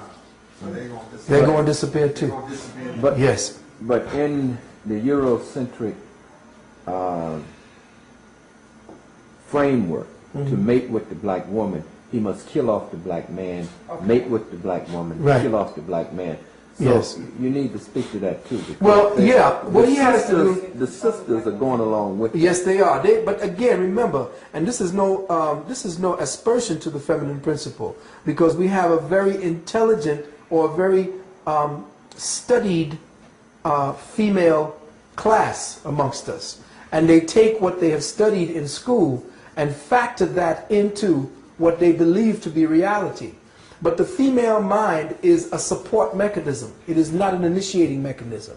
It is the necessity for the soil. A soil supports the growth. The female is the earth. She is the soil of all creation throughout all existence. Thus, she is a support mechanism to all that is life. You cannot take her and put her into a managerial position to create situations where you solve problems and dynamics that needs mathematical logic and so forth, because she doesn't function that way. She wasn't made to be functioning that way. That's the masculine principle. But when you take her and put her into that and force her to study that and change her nature, that's the secret. Change the female nature from one who supports and use her unconditional love matrix as a way to accept anything, like homosexuality, is mostly, reason for that is because women have been given more power. And the reason why homosexuals can, males especially, can come in so fervently and be so out is because the females have been given the power to say yes or no, or I'll accept it or I won't. But their nature to accept all, like, you know, you got the butt ugly child, well, that's my baby, I love my baby, and you know, well, he's a little deformed, but I'm gonna love, that's your own, that's who you are. No matter what kind of seed you put into a soil, if that seed is deficient, that soil will give whatever it is that's in that seed will be allowed to grow. But when the male comes along, he'll chop that shit off and throw it away or burn it. The male has that unfeeling capacity to say no, hell no, no. And that's what the females abdicate to if you have a good man, if the man ain't nuts and crazy and stupid like he is today. What happens is you defer, and this is the secret of the relationship. A woman gives up her power for love, the man gives up his love for power. And when those two dynamics come together, then the helix is complete. But if you don't give up power, sister, nothing gets done, because the male's whole nature is to seek power. So he's going to be constantly at odds with you. So what happens now, the Caucasoid, knowing the psychology and the nature of man and woman, would use the black female, take her out of the home, and make it so that her man can't take care of her. Because he's insane, he has been spoiled, he is doing all kind of crazy shit with himself from the time he's young, and he is taught that he is the criminal, he has to do this, blah, blah, blah. Give him, take away his ability to lead. Put movies out there, especially if you go there today, you look today on your television at your sitcoms, and every man there is some kind of castrated jackass with the woman ruling the house. Nowhere have you seen a black man in leadership. Even Cosby, with his idiotic self, was pussy whipped by his what do you call it? You know, what's she gonna say? Oh my God, what's she gonna say? A man in your house, you're not supposed to be hiding anything. If you're righteous, you say what goes, and then you go, and the house is supposed to run based upon what it is. The man says, boom, boom, boom, boom. He's supposed to lead. He's supposed to have chances to lead. He fails, then the sister helps him to get better. But if she is doing the leading and he's following, she don't respect that. No woman respects a man who don't know how to be a man, because she in herself is taking orders from another man. He just so happens to be white. She don't know that this society is structured by the white man for him to actually have the upper hand over the black man. So every time she interfaces with the society and becomes part of that structure, she now is playing along with him to the detriment of the collective. But that's not, that's just, and to see if you can turn the blame on her, I don't want you to use this tape to think that it's her. No. It's us. And as brothers, until we are ready to die. See, you're too punkified to die. You don't want to die anymore. Oh my God. You don't want to kill anymore. It is, absolutely. You don't want to die to show her what you're capable of doing to protect and provide for her. See, the provider-protector instinct is gone from you because you done turned into a faggot. Yeah. But that's true. You're too busy wanting to provide for yourself. You want to dance and dress and look like a woman. Exactly. If you are not willing to provide and protect for your own woman, how is she going to respect you? She does not function well in stressful environments. You have to make a stressless environment for her to feel that joy, to feel that love, so then all of a sudden your house becomes a home. But that particular equation has been factored out of us. It's been now factored out of our children, our girl children especially, and our male children. There are new two separate schools where the society now functions according to a dynamic of both male and female, where the gender principle has been taken out, where the DNA has been attacked in such a way to take away the gender principle and have this one mono creature walking around opposite to what it is that they represent down here.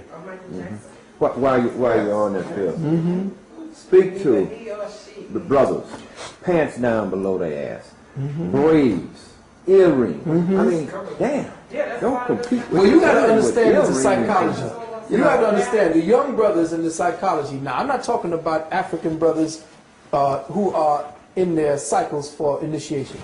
Native American brothers have always had their hair, because hair contains nutrients. And when you hold on to your hair and your nutrients, you don't get heart attacks. No, I'm You see, talking about no, I'm saying braids. bows and braids. No. I'm saying, let me just get that straight. So, because the long hair on our right, the long hair on our young brothers is a sign of rites of passage. The Maasai's hair, back into So, the self, that hair is them trying to find their way back to that place where they had that initiation. Now, them wrapping it up and dressing like a female is something different. That's another thing. The piercing of the ears and the nose, that's us. That's warlike. You know what? That's the warrior. Now, the piercing of the ears was deep. Why? Because the females did it first. Why? Because during the time when the atmosphere of the planet was in turmoil, the psychic senses were down. if you turn your ears upside down, you have the shape of an embryo. And this is the head. And where they pierce, that's the third or first eye. And when they were by themselves and the men were out in a hunt, they either put a silver in or gold. The silver was to become a lot more calmer, to bring down the energy of the first eye, to chill from seeing all these spirits around you. The gold was to heighten it so that you could sense danger. The skin being cut was not just scarification for beauty and all this. That's what the white people came to talk about.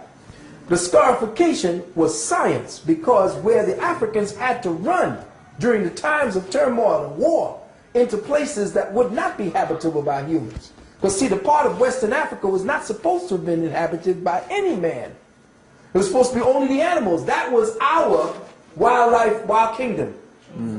Western Africa. It's the eastern coast down by where all the rivers were running, where all the fertile land was, not damn near by the desert.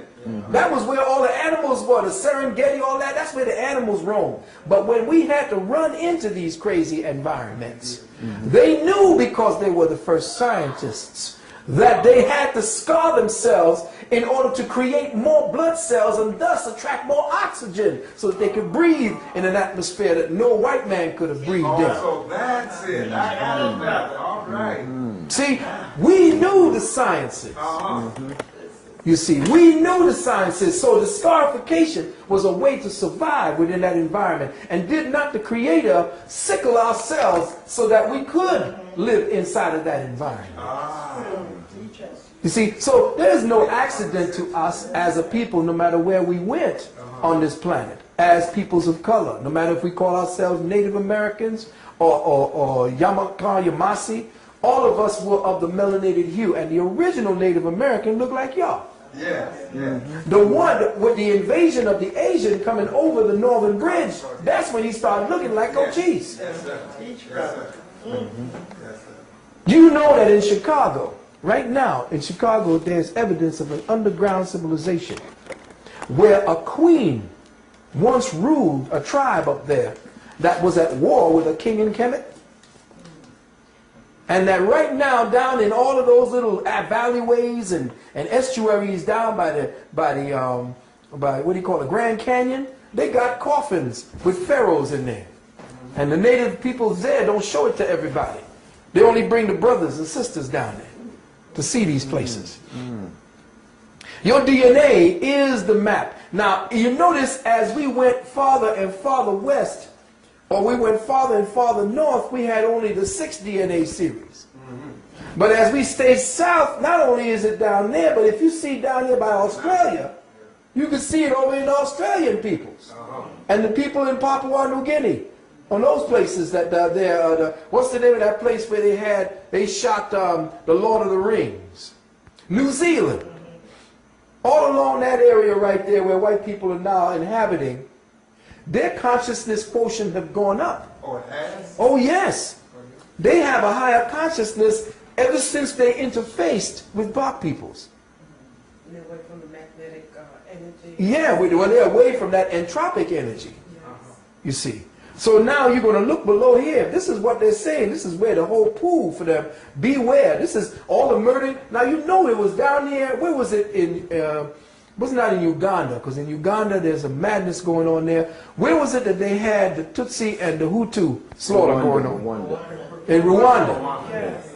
Well, that's when they began carting up African bodies and melting them down for the melanin. You saw when they were bulldozing hundreds of thousands of bodies. Where did all their bodies went? They went into a vat and they were cooked.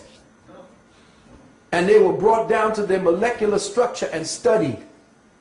And all of that went into the melanin and all that material, the fat and all of that, went into the foods and all of your medicinals and all of your makeup and all that shit.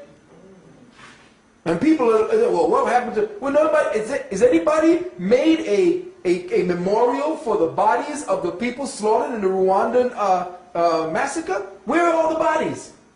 They say they're in mass graves. Well, show me the mass graves. See, nobody's listening and nobody's paying Well, attention. how many people already have died in Darfur? I mean, That's what I'm saying. they're saying already it was like millions of people. It's And harvest millions time. and millions to come. It's harvest time because black people are essentially the pool of consciousness for the human strain on this planet. Yes, brother. Now that melon that they boil up together, they find some way of infusing it into white folks? Well, this is what's going into the medicinals. This is what's going into your cream that is sun blocking and all that type of stuff. Yes, yes, the sunscreen. Yeah. Yeah, they call it, leucoderm. Yeah, whatever it is. Yeah, leucoderm, right. Yeah. Leuco is what? White. White, yeah. You know? Yeah. Did Gregory say that that has something to do with the child murderings in Georgia? Well, that was an interesting Some kind of thing. experiment? Yes, that was something interesting that happened that never really got to the surface. They were using, particularly, boys of Haitian descent. Because, see, the deep part about it is that some of us are uncircumcised. That's why I say we have to get back to our circumcised children, because the circumcision was the ritual. And a lot of people say, well, no, we didn't do no circumcision. Yes, we did. Ancient Kemites did circumcision because nobody studies what happened before that. See, what happened before that was a great trauma that changed the genetics of our people. Now, at that time, and I know he says, well, how do you know?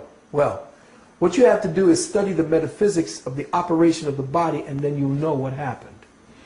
The perfect female and the perfect male, for whatever that is and whatever that means, the human strain, the original perfect human was asexual. It didn't need to procreate because it was one entity without sex. It was a living vibration that had consciousness, didn't need features for senses to express itself because it impressed its experience, you see.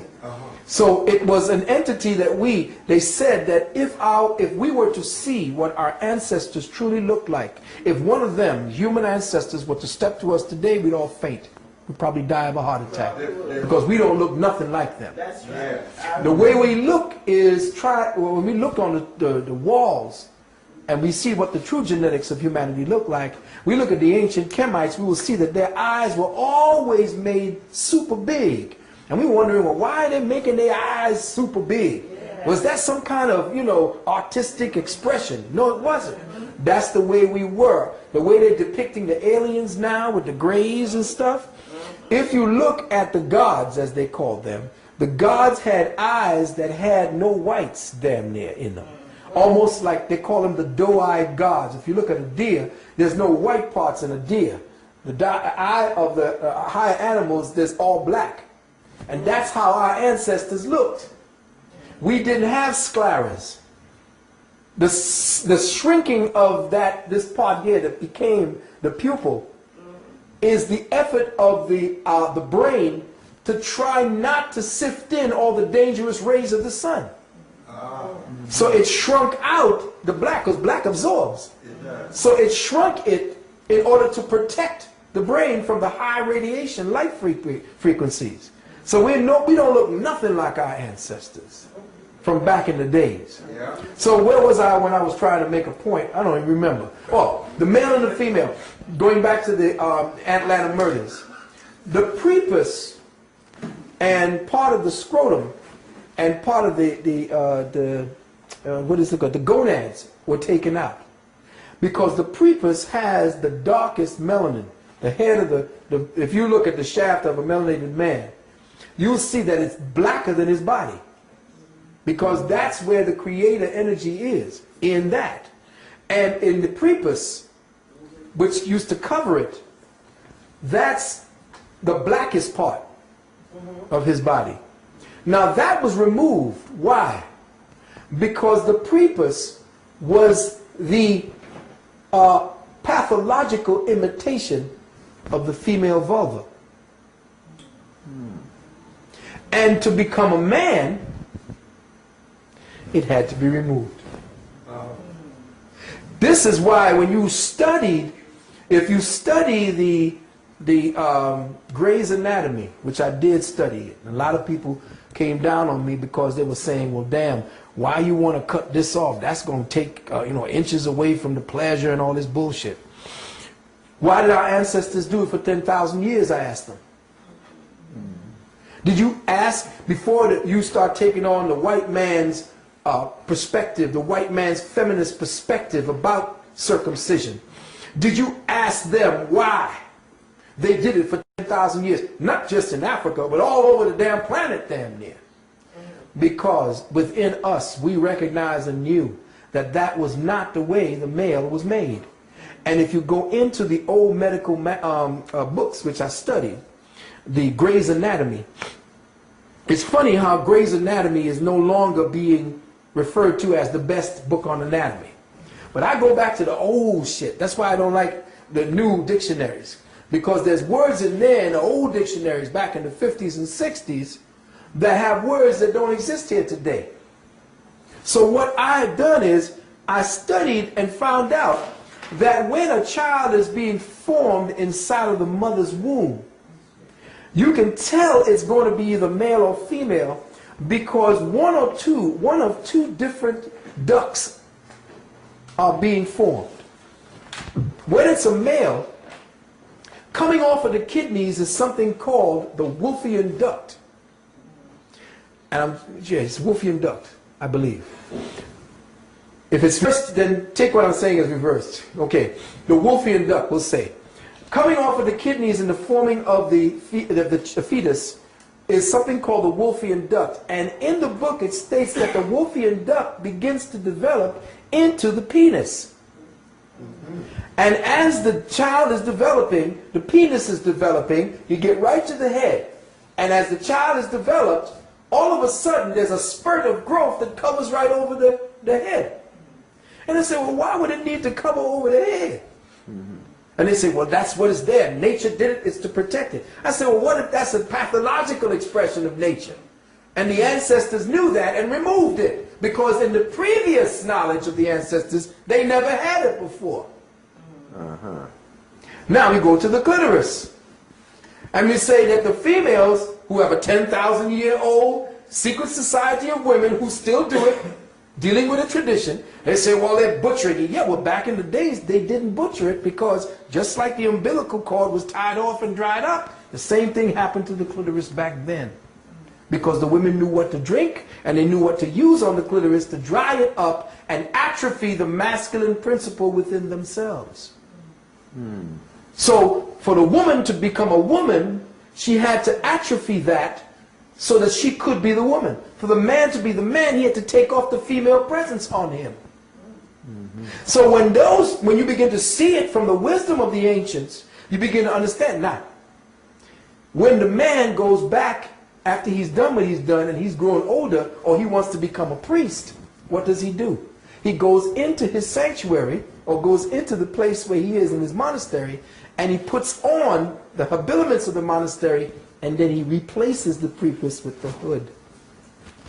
That's the reason for that. That's the expression, because he's now asexual and he has both sexes that he represents. He's not supposed to be sexual. The hood represents the return of the prepuce over this head. You see, when we stop falling into the bullshit, whatever it is that white people are trying to tell us about ourselves, and we stop playing into that game that white folks got us believing is real, of course it's going to be butchering. Because if the sisters back then don't have the same cultural tools and cultural rituals and cultural knowledge that they did, that they conducted that ritual for the females, of course it's going to be butchery and it's not going to be the same anymore. What is the same in our society anymore? But if they're trying to continue the tradition, it was for a reason. And for them to be castigated after doing it for 10,000 years and you coming along with all your knowledge and science and saying, well, you shouldn't do that. It's called female genital mutilation. What the hell does that mean? Yeah, it's just another white woman's way of functioning and trying to take over. And most of the sisters, that's the one, right, and most of the sisters promoting against that tradition were educated in Europe. You see. Exactly, all of them. So I as far as the situation with the sisters and the prepuce and all that, I know what that was for, so I'm not condemning them, because in their own genetic memory of their ancestors, they're following through with what they knew to be right at the time. Our genetics are perverted. Part of the expression of that perversion is the prepuce and the clitoris. Now, they can come to me and try to come at me with what they know. I don't care. I can still destroy any theory they bring, because I'm dealing from a metaphysical, metahistoric, and metacultural perspective. They will never get behind what the culture is seeing in front. They don't go behind why it happened. Some, even the brothers and sisters in Africa, don't even know why they still do it. They just know that they do it because their ancestors did it. Like they braid their hair. Exactly. Braiding their hair, doing it, what do you call it, putting it through their lip, putting it through their ear. They know that this was for some reason, but it now becomes ornamentation, or it just becomes medical now. You see, but it was for a scientific reason. We didn't do stupid things to ourselves. Now, moving right along, if we want to deal with any questioning having to do with the DNA and consciousness, I'd be more than happy to speak on it.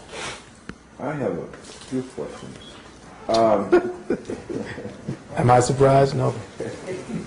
I'll give you two. I have several, but I give you two. DNA series. If you can kind of draw out how they determine what is a series. I don't know if you can. Well, again, I'm not versed in what they're speaking about as far as a series is concerned, and I'm sure that, what was his name again? Dr. Kidd, Kenneth Kidd. Right, you know who can actually give you good knowledge on that? I spoke with Ann Brown. Good. Very good. Now, what the DNA helix is, the series would have to match the protein configurations and where they are on the DNA helix. Now, as far as strands are concerned, it is tightly wound within this. There are 6 strand series like this. Let's just say this is 6.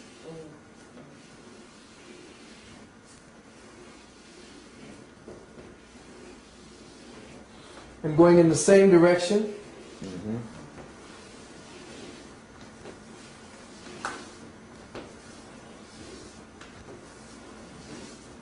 Now, understand and understand that we are not looking at a real thing. This is a workup. Imagine now that the particular ladder or the protein molecules that form the connection to the helixes, this is not a flat representation. This is not to be looked at as a two-dimensional figure, but a holographic Yes. instrument of divinity. Knowing that we are looking at essentially a three-dimensional representation of a quantum representation of a relative principle called God. And how does God, in the sequences that it presently represents as, manifest its will and its intelligence into the physical plane, but through these particular template patterns, which represent the specific work that it is to do at any given level within any given dimensional system of operation. Now I know that whatever the hell I just said has to be deciphered very slowly when you listen to the tape again. But again, I'm saying to the people, I don't have the sophistication and the knowledge of their hieroglyphics to describe this. I can only give you what I understand from the information that I was reading on what they have deciphered. And what I know for a fact is that if they are separating them into strands, they have studied specific variations within the light code model that, when isolated, give them a specific reaction. So when they said here, for instance, the 6 strand or 6 pairs of strands, these 6 pairs of strands actually represent what are known today, and you probably hear it, as the 12-strand DNA. The 6 pairs represent what is called the 12-strand spiritual DNA. In the 12-strand system, the first pair, let's just say the first pair,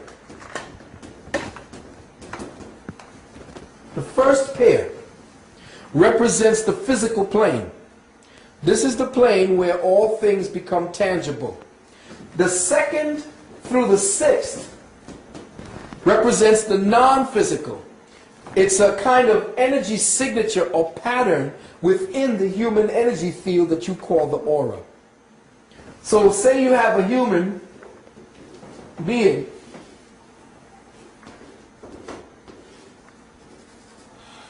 and this human being is wrapped within an aura.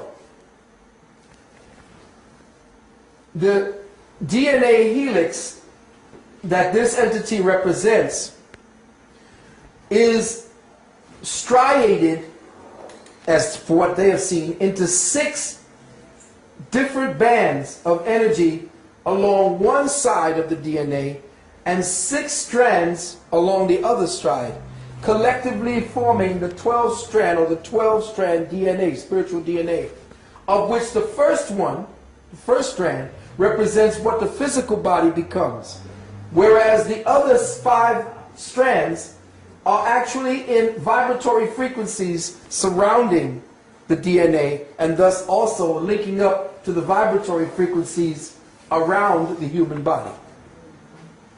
So the more you go away from the original first strand, the more subtle the strands become and the more in tune they become with higher cosmic ray energies. Okay? So let's just give a breakdown for the record. Now, according to, I forgot what this man's name was, I'm sure his name, but he broke down, according to white folks, and of course we broke them down in Kemet by the way we paired off the metal necha. You know, one necha across another necha. The first pair, which is what we're speaking about on the physical level, represents all aspects of the formation and maintenance of what is called the physical body in 3rd dimension. It controls our genetic patterning, the physical body, the predisposition to certain health conditions, our aging process, and the way that our body conducts the metabolic rates when we eat, when we drink, and so forth. The second pair governs the emotional body and creates and controls our genetic emotional profile. In other words, emotion is also emblazoned or tattooed into the DNA. If the emotion is carried consistently throughout our lives, we pattern it into our DNA and shape our DNA for the next life. So it governs the emotional body and our emotional profile or our predisposition to certain types of emotional conditions. It governs our EQ or our EQ rather than our IQ, which is our EIQ, which is our emotional IQ. You see what I'm saying? We have an emotional IQ. And there are certain strands. The second strand controls that. Our emotional intelligence circuitry, which determines the personality type. Personality type, they would mean like they call you a personality type A or your type B personality. This is the second strand. It tells you whether you're going to be introverted or extroverted. Definitely, you see, I'm extroverted. So, you know my EIQ. The third pair governs what is known as the mental body, which controls the genetic mental profile.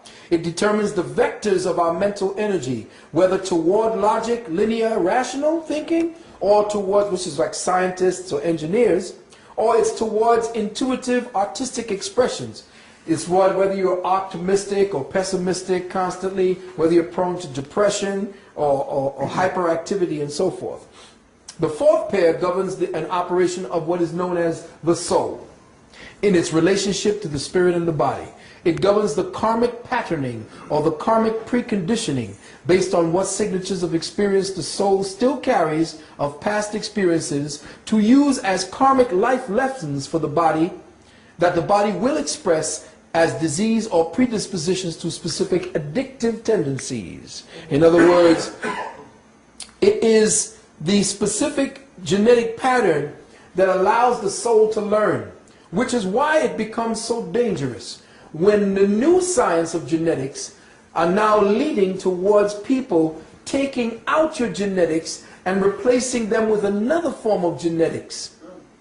What they've done is they have removed the life lesson that your soul carries for you to learn during the life that you're leaving here. Once you remove the disease by removing the genetic imprint of the disease, the soul that actually has the signature of the disease that is being represented through the specific template of the genetics, the soul now has this signature of experience that it was trying to unburden through its life lesson. It no longer can unburden its life lesson through the genetics and through the disease, and thus becomes a robot, thus becomes unfeeling, thus becomes a murderer like Bundy. And I will say to you that the United States, remember, has the highest amount of serial killers in the world. That's right. So, knowing that, you have to understand that once you have taken away a person's genetic predisposition to certain diseases, you take away the reason why that disease was there in the first place, which is to teach us what not to do, or how to live through the burden that you may have created upon someone else. And based upon your guilt, and based upon the law of karmic reciprocity, you now have taken away the ability for that soul to harmonize themselves with the universe, and thus it becomes robotic, doing anything you want it to do, including murdering without feeling and conscience, because it's no longer connected to the lesson which gives it its feeling of conscience. You see. Yes, brother. Going back to the strain, it seems to me that there's someone forgetting that in these strands you're talking about, these are layers of powers of the body to begin with. And each of these layers have a specific function. They do not spell out what these functions are. So they can talk about strands all you want to until you go within yourself and know, I don't say believe, but know that as you get older, they begin to diminish. Until you, when you come down the core, your mission or here is over, and you go back to the ancestral world, but having completed your duty. But they don't look at it that way because, number one, intellectually, they are crippled in that field. So all this talk about what they are discovering, it wasn't lost. So how can you discover that which you lost? Precisely. What it is, you didn't understand. And since you didn't understand, you should make little talk about the big mystery rather than trying to interpret it for somebody else, something you don't know. Precisely. And that's why you have to look at it also in a larger frame of consciousness. The fact of the matter is, we as melanated gods forgot who we were. And the only reason we would allow someone like him to rule us is because we don't know who the fuck we are. All right. We don't. Now, Not conscious. That's right. the reason is, right now, is he is out there digging up all of our memory banks. He is there doing things by his own lack of ability to know. His drive was what we had within us. You got to remember, we the ones that fell. When they talk about the gods that fell, it's us. And remember, we were the ones that was playing Yaku. And remember, Yaku was a black man. Now, what fool who had the knowledge of God would want to create creatures to do work for him? Now, think about that, because all the stories have analogs or analogies to things that happened to us. And remember, myth is simply spiritual history. And that we are now reliving our consequences for our actions when we began to take it for granted that we were gods. And when gods begin to play with no responsibility, consequences come into being. And then we started playing around, and we began degenerating based upon our consequences, and now we living out all the hell that we created for ourselves. And tell you the truth, this creature that is part of us is us. That's correct. Now know that for a fact, that this creature that you call the Caucasoid Yeah, is the worst of us. that's correct. It was the result of your disease. Oh yes, the disease of the human genetic strain is him. That's right. And the reason why he's so preoccupied with disease is because he is a disease. That's true. So you have to understand his proclivity to be preoccupied with something means that that's what he's drawn to by nature. One last thing. You recall that when the Rosetta Stone supposed to have been found in Egypt, and this gentleman had been there for a long time trying to decipher what it meant, how to read it, etc. And it has several types of, what do you call it? Had three different languages: the Aramaic, the Greek, and the Kemetic. The gentleman went back to England, and he was trying to decipher, what is it saying? What is it saying? And they couldn't find nobody that had did any extensive study on it or learned it. Right. One day he was sitting up there in Egypt, and he's trying to figure this out. And then he turned to one of the persons who was with him, accompanied him. He said, I don't understand what the heck this is saying. So what is it saying? The guy read it off to him. He turned around and looked at us. Yeah. Said, you know this? He said, yes, this is my ancestral work. Yes. He fled back to England, and now he became the master of the Rosetta Stone. Yes. Exactly. Exactly. And the problem is we don't know that when we see it. Now, when a man like Oyibo comes amongst us, that's Imhotep returned. That is absolutely correct. Now, do we recognize Imhotep? No. But if we knew who just the fuck we were, we was, oh, Imhotep's back. That's true. But we just say, oh, that's just another nigga looking for some money. Because we done turned into niggas. We had to fall into the realm of niggerhood. To climb out. To know where we came from. You see, all of this is our story. This is our whole test. This is the contract for activity that we made with the Creator God to go through and purge. This is a prison planet. This is a prison planet for all of the fallen gods who've got to spend time. We doing time. And ain't that what we in right now? Doing time? We are in time and space. That's right. Yes, brother. You were dealing with the sixth yes, the sixth strand. Brother bringing us back to the point. And we were up to number 4. Now number 5 governs our consciousness communal cluster energies. In other words, all of the previous 1, 2, 3, and 4 essentially collectively now are regulated by the 5th pair.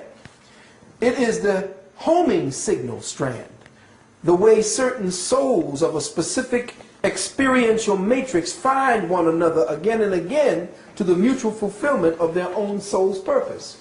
So here we are together today, doing something that we probably did a few times. And we now going up each grade. We might have did this just sitting around and doing nothing, probably getting high. You know, blowing some mushrooms. Now we went up another level and we did it, but then we was sitting around, you know, messing around with some spirits. But we was contemplating the Creator. Here we are now contemplating the Word, which means that we don't need any artificial means to come to a point where we are now interfacing with the language of spirit. And not interfacing by saying, well, Jesus walked on water. No. That's bullshit. No. Yeah, well, who is Jesus walk? Who is the Christ? The Christ is the Son. And if you look at it on the ocean and you see the light of it on the ocean, it looks like the God is walking on water. Yeah. See what I'm saying? So we no longer are going along for the fairy tales because we out of kindergarten. Little Red Riding Hood and all that. What does all that mean? And this is why schools like this must happen.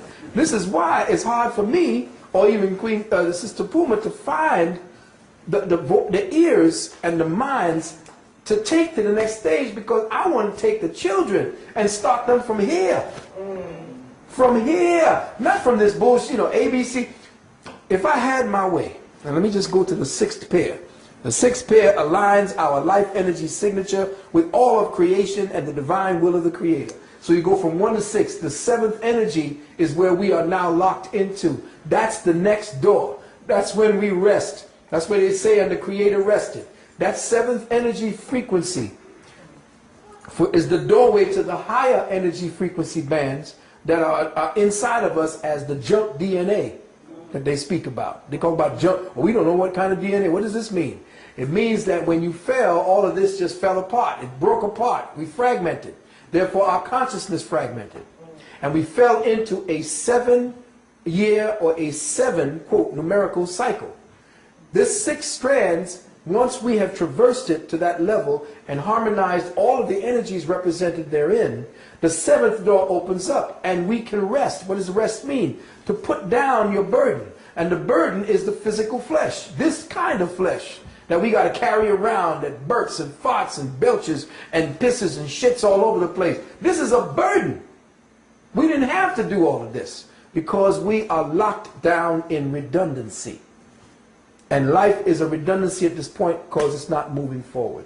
Now, like I said, if I had my way and I had the children, I would build a school where nobody would begin teaching children how to read until they're 7. Because what you do is you create myopic children when you have them reading 2-dimensional words too early before their eyes are developed. So immediately you got your children wearing glasses by the time they're 5, 6, 7, and 8. I would begin by having children outdoors. Children cannot learn indoors. The first place they would be going would be places where they would be interfacing with first-hand experience. Remember I told you about first-hand experience versus second-hand experience. All school for children in inner cities is second-hand experience. Therefore, they can't learn anything.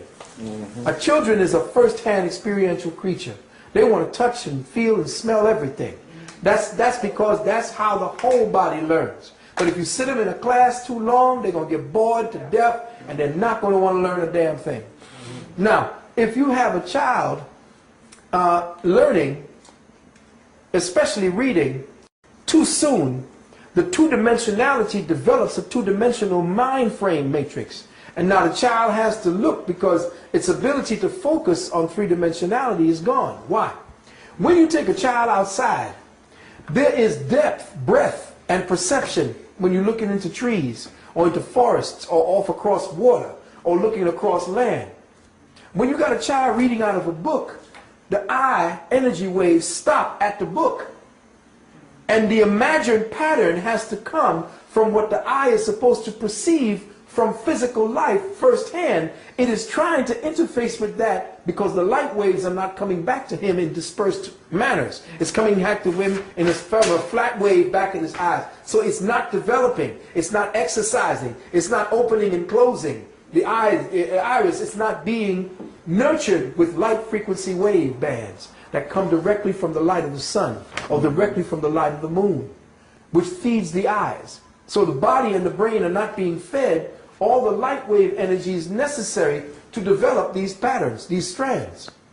So I would take the child completely out of a classroom, and that child would never go into a classroom until it was 7 years of age.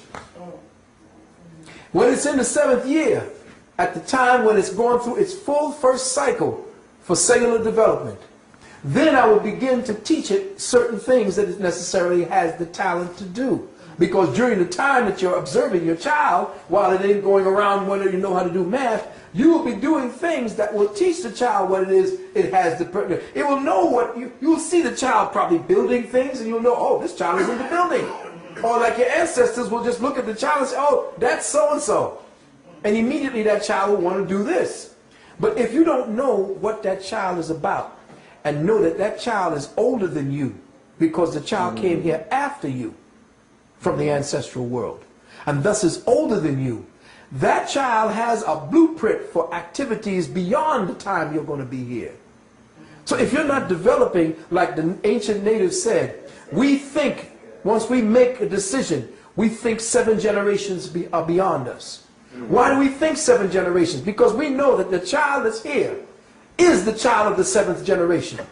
Beyond that. And I'm saying, well, if I'm not thinking about what this child may be bringing back by what it has from what I've learned and what it is tuned to do, if I'm not paying attention to what this child is trying to say and instead trying to lock this child's talent down to fit my own consciousness criteria, I'm going to stagnate this goddamn race into redundancy, and it's going to just come up with some dumb, dull-ass bastards that are going to be either, you know, cattle fodder, cannon fodder. You see what I'm saying? We have useless eaters, like they call us, only because they have purposefully suppressed the ability for consciousness and spirituality to grow the way the cosmic consciousness has grown. So human beings are at least 2,000 years behind the cosmic clock, because we've been locked down in Christianity for 2,000 years, which has stopped us from spiritually developing. So 2,000 years behind the cosmic clock. This means that all the planets and all the suns and solar systems and galaxies are 2,000 years, according to our chronology, ahead of us in consciousness development, and we still trying to praise Jesus. Is that why the Christian president sounds so dumb when I hear him on TV? Oh, they sound really inane. They sound childlike and stupid. Don't they sound infantile? Because that's where they are. He is dumb. He- that sounds Okay. Well, you can't help it, but that you have to be dumb going in there. You know, to just surrender your logic and your reasoning to a story about somebody you ain't never met. You don't know this man. See, that's why you've been conditioned through vicarious experience, and that's why you would accept a vicarious savior. Just for the brothers and sisters who be watching this tape, who go to church and who have had earth-shattering experience, so to speak. There have been incidences, say for an example, where people have been healed. Women, I know it's said of a woman who a car ran over her child and lodged on the child, and in that moment of, you know, just trying to save the child, call upon Jesus and literally lift that car off the child. How do you deal with that? Well, what they are doing is using a tool of consciousness. You could have called on Heru if you were taught what Heru is. But you see, black people are the ones, we are the ones, native peoples are the ones who are so spiritually based, it doesn't matter what we call it. But the problem is that they've turned that into a political weapon, where we become atrophied by the activities of the ones who control the God that you call. But see, you are the one who is the God calling upon yourself to lift that. It was the fear and, chemically, the adrenaline from your adrenals. And the kidneys are the seat of your ancestral energy. And the unconditional love between the mother and the Oh, child. there it is. And once that happens, you can find the strength, because your kidneys are the basis of your ancestral strength. And when you call upon that strength, you call upon your kidneys. And in ancient Chinese medicine, it is the kidneys that control the muscles. And if that's the case now, and your kidneys also are the seat of your ancestral ki, I think it's called your jin, or whatever it is, that energy there, no, not the chi, there's a certain type of energy called the jing and something else. But we know it's the overall chi. But that's what you're calling up. Then you're calling on your ancestors' energy. It's already you, because you've been made to believe it's a vicarious savior outside of yourself, but the savior didn't do it, you did it. Would that apply also when the preacher lays on hands and someone is healed, Right. people in a wheelchair Yes, come? it's called suggestion. I can make you heal because okay, I'm also a, I say this, then people say, oh, that's how you do that. No. I'm also a hypnotist, one who deals in therapeutic hypnosis. And the first thing they teach you is that all hypnosis is self-hypnosis. It's true to the extent you believe it. Exactly. What you do is you open up through trust and believe that the person is there to help you. So the people going up there looking for Jesus to help them already has opened up that part of themselves that will be open completely to the suggestion that Jesus is healing them. Or anything they think is safe. Anything. And whatever I touch you and say, Bill, because I be looking at this thing on TV where these one little white man amongst all these black people who's going over there healing people. Knocking them down. Knocking them down on their asses. I'm saying this is crazy. You are the healer within you. Can't nobody transfer something to you that he ain't got. I'm a believer. Yes, sister. My question is that for the past 10 years or more, I have experienced every night, if I allow it to be, where I look into the light Yes. and I see people. Uh-huh. But am I in contact with my Interesting. That's interesting. Sometimes light frequencies can open up certain crystalline lattices and chemical memories that you have of past experiences, because they live inside of you as switches, chemical switches. And if you look into the light, that may be the spirit catcher that you have. Certain people use things, like certain people can get into trance just by using a ball and twirling it. Some people use water. Yes. Now, if you look in the light and that triggers something into you, that means that that's the way that you trip this mundane reality and fall into the other reality. You see? The secret is that supposedly at the time when we were created gods, the fall caused the split in our brain. And this is why you have two halves. Oh, think about what she just said. It kind of occurred to me that we can manifest what we need. Like you could call on a God, it could be your mother, or anybody that crossed over. If you feel you need them at the time, and you can manifest in your life what you think you need to save you and take you over. It is who you are. And in the DNA and in the RNA and all the rest of that stuff, whatever it is that they classify, the total whole you is a divine being of light.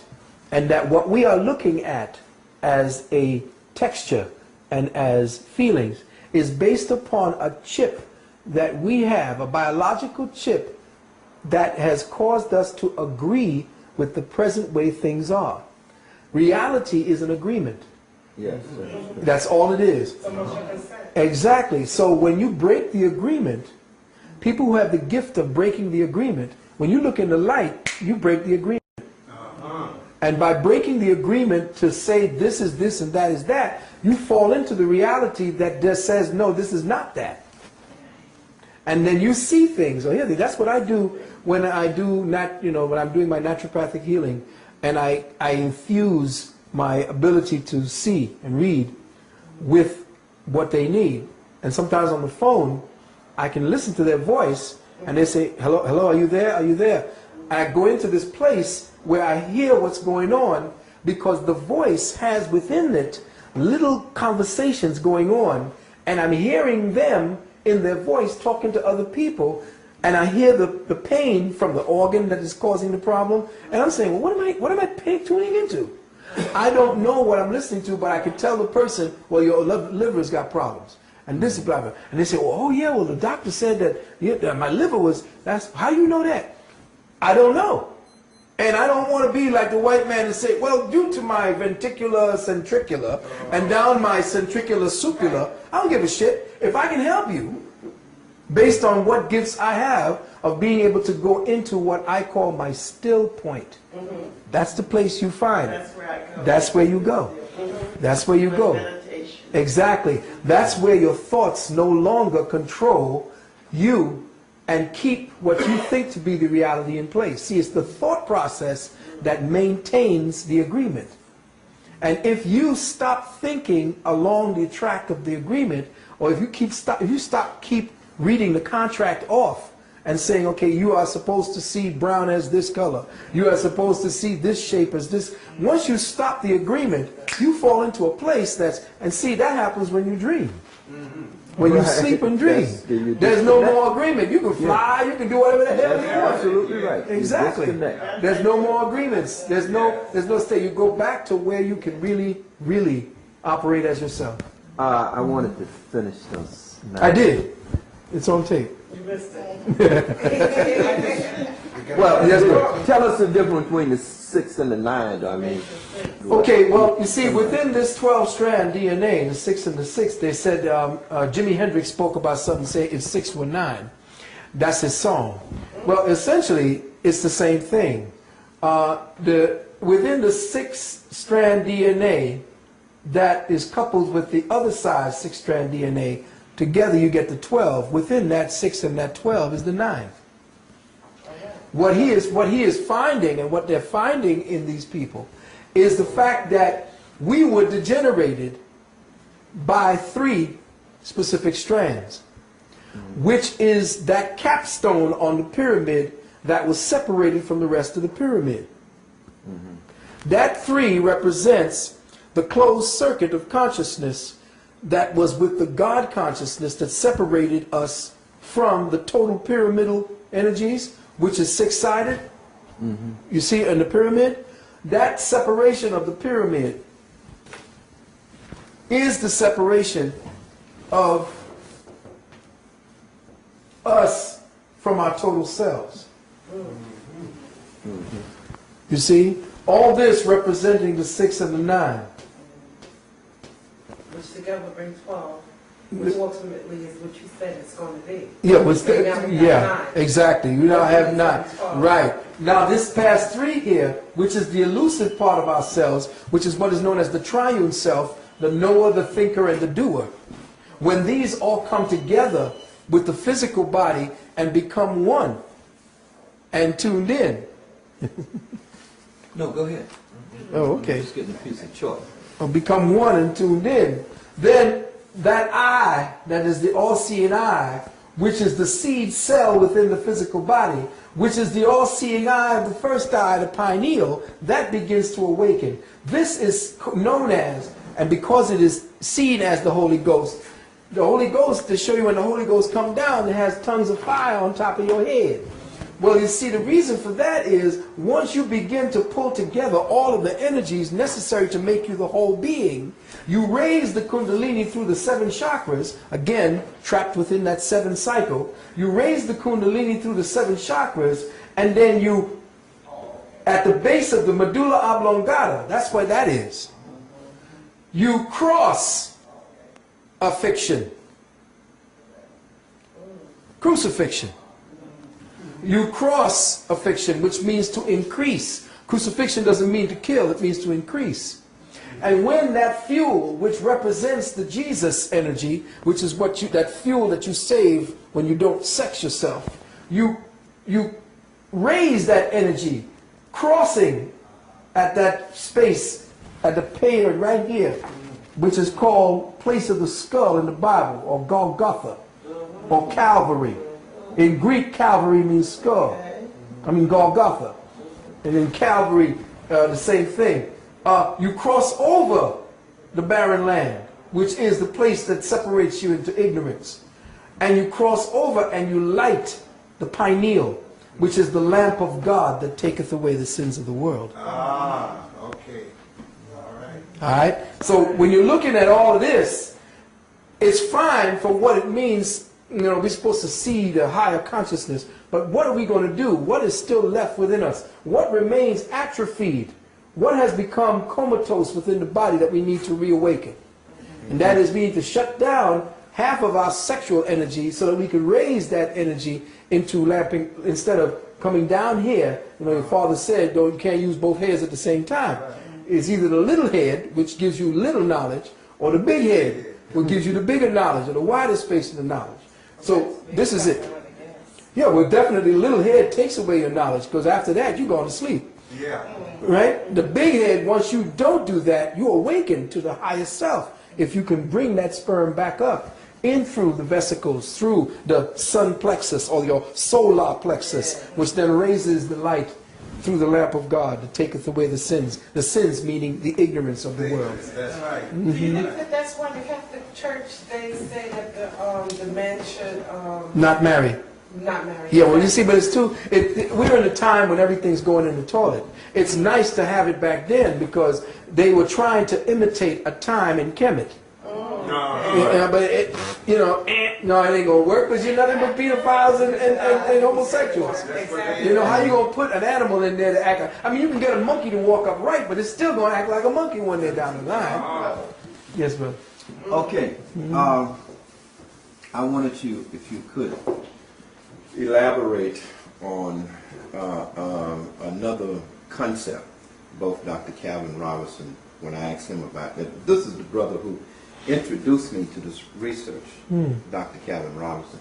And also Professor Lebo gave some insight on this. But the Earth, which is on a 24-degree axis, the sun, and I'll just sun here. But as the Earth goes around the sun, the rays of the sun hit the Earth along the equator most directly. Yes. You know, hit it. And the Earth, of course, Africa. Right. The equator passes directly through the center. Through the center of Africa, yes. Which is directly below, essentially, right there, where they found the higher strands. Right. And also, Africa sits in the center of the Earth. So that the rays of the sun, life rather, is in the rays of the sun. If you block off the rays of the sun from hitting anything, it dies. Yes. If you put a blanket over grass where the sun can't hit it, it dies. There can be no life without the sun. So life is in the rays of the sun. Exactly. So if you have the rays of the sun hitting the Earth most directly along the equator, and Africa, you know, is the equator passes through the middle of Africa, then you will maximize the potential, or you will maximize the environment for sustaining life and any evolutionary process of life, because you have the maximum life rays hitting the Earth. And that has something to do with humans evolving in Africa, and this continuity of human life reflected in Africa and reflected in the 9 or the 12 strands of DNA, which is his explanation for why you have 9 strands, 9 series of DNA within Africans.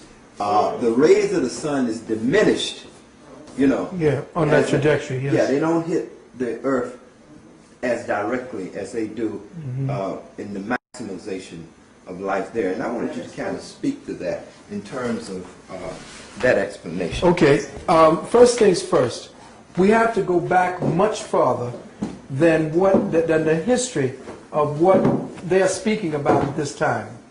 The history of the planet is not what we see according to the continental divides today.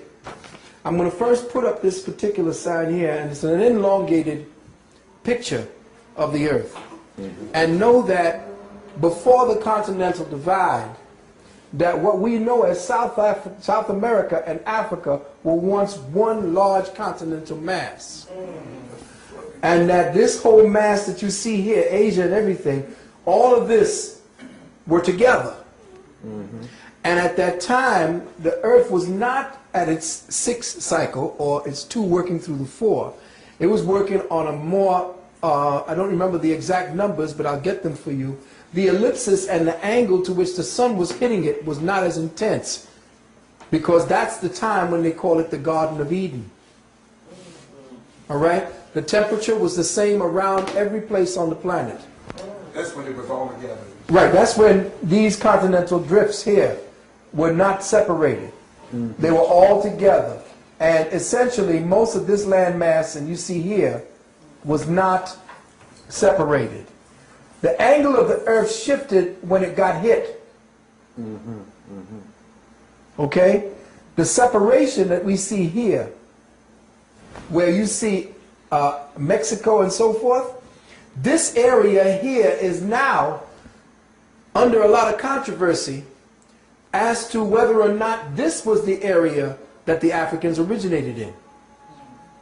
See, now, this is why I'm saying what I'm saying to you, because a lot of the information that we're studying as Africans is old, antiquated information, because this European is digging all over the planet looking for himself, and he's finding us, and we can't just dismiss any of the information, because Sheikh Anta Diop, Dr. Van Sertima and them are coming up with information all about Africa, which is fine.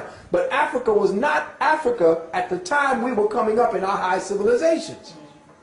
What became Africa after Africanus, the guy that the Roman named it, the black Roman was named general, this is not Africa.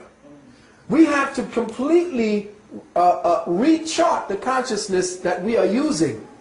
The particular blinders the particular field of awareness that we're using to try to find ourselves, we can't use that anymore. It's antiquated. It's not for use for black folks anymore. If there has been a great, within all of our writings, a great continental cataclysm, we must go back to that point where we were joined first before we were split, and then study what happened, because in the southern parts of what we call the Americas today live or are evidence of what the primary pyramids looked like before they went to Africa. That the step pyramid that you see in ancient Africa was essentially a copy of the ones that you saw in the Mesoamerican place.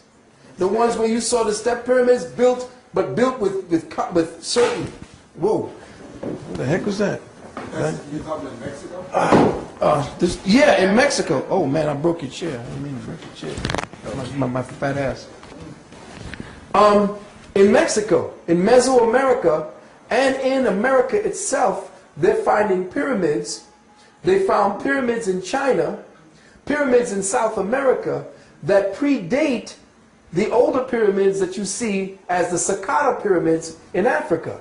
Now, we're not looking at it and saying that it might not have been up here. It might be one landmass and one set of people that did the whole damn thing. Or could it be evidence of people traveling? Yeah, but I'm saying we traveled back there to find that. It's not the evidence of people. We found ourselves over there. You see what I'm saying? We found Nubian heads over there. What were Nubian heads doing over there? Wait a minute, they found one in Brooklyn. I did a lecture where this guy was digging up and excavating to do some work on his house and came up with a 3-ton head sitting up underneath his house. Black as you want it. The same black Olmec head was found in Brooklyn. So we have been all over this planet. They're finding black people up here in China. Yes. Yeah. We're finding black people. Wait a minute. They found. Original. Huh? If we original. Why not? That's what I'm saying. So they found it out down here in India that a man named Bodhidharma walked 8,000 miles into central China, a black man, Yes. and established a place called Shaolin. It becomes Shaolin Temple. The Shaolin Temple, where along that 8,000-mile track, he studied the animals, learned their ways, the serpent, the tiger, and all the eagle. He studied them and their ways and developed a particular fighting style. Now, over here you see Olmec heads. And the Mayan people say that the Olmec were their fathers and mothers. And when you look at the Olmec, of course the white man says to you that we had to make the thick lips because we had to make them weather strong, you know, weather. These motherfuckers are something else. And what's their reason for not having any? That's what I'm saying. I'm saying that the same thing with this guy named David Icke, that everybody been buying this thing about the reptilians and the thing. Now, he got some information on the Illuminati, but he's a racist. Yes, he is. Now, if he says that white people came down from the Caucasus Mountains and built all the civilizations that you see out here, that everybody digging up, I'm trying to figure out why these white people didn't put their face on all these thousands of statuaries. There you go. Okay.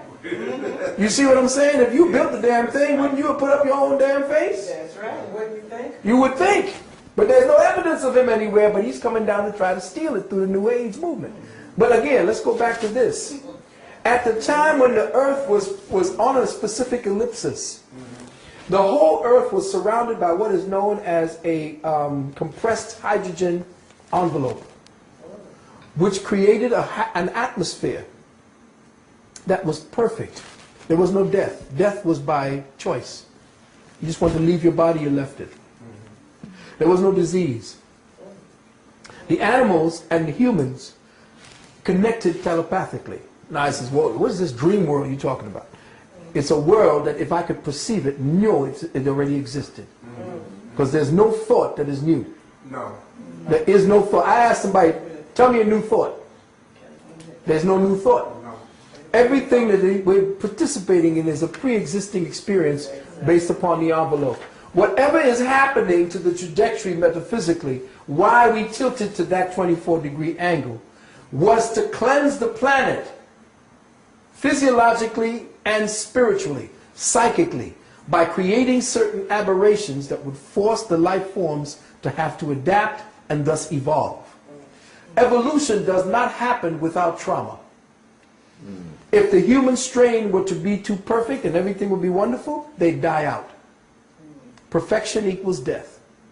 So there is a constant changing and evolving and moving of the particular environmental situation to create conditions whereby man may evolve. Which is why they're finding only 6 in the most advanced industrial areas, and down in the new areas where the people are going to be rising from, you're finding 9. The next stage of development for humanity is in the continent now known as Africa. And where they're going to find the genius and leadership is going to come out of the melanated peoples, and that scares the living shit out of them. Well, it seems to me that the war on terror is being moved to Africa, because I've been reading. Well, that's where they were going all along. That's where the, You have to know the same with AIDS. It started with faggots, white faggots, and then it moved all the way in, and they can't find a white man with HIV/AIDS anymore. Everybody that has HIV/AIDS is black. Isn't that correct? So how do you plan to keep people subjugated? You keep their trust by making them believe that you know more than they do. Which is why I keep telling people, stop listening to this Negro who's telling you about his white Jesus. And get away from the church, get away from the education system, get away from the hospitals. Stop it. You're going to be unemployed. Yeah, well, you see, that's when we got, then we get creative. See, that's what happens. When situations force you, you get creative. Before you get incarcerated. Exactly. Well, you see, no, you don't have to be incarcerated because they ain't got enough jails to put everybody in. That's what I You see, but they got little concentration camps. They ain't got enough room in them concentration camps. They can't do it. They can only go along with our own, what do you call that word? When you permission to go along.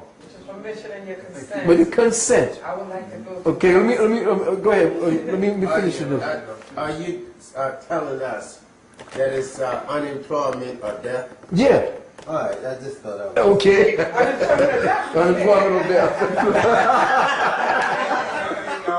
She has her hand up, please. Yeah. Okay. I'm sorry. I had just wanted to add that when you were talking before about down in Mexico, what they taught me was that they would give an enigma called what is the four-sided triangle?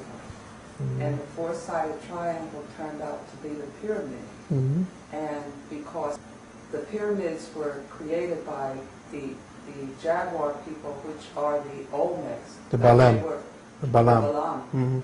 And what it is that when you had described before the triangle being the three, the thinker, the knower, And the doer. and the doer, and the fourth side was the beer, Yeah. because they say, Mhm. you come into those processes and then you become it. Mhm. So everything becomes shape-shifting or being Mhm. as of the world. Yeah, and the shapeshifters used to change the genetic coding along the lines. That's why they used to look like different animals.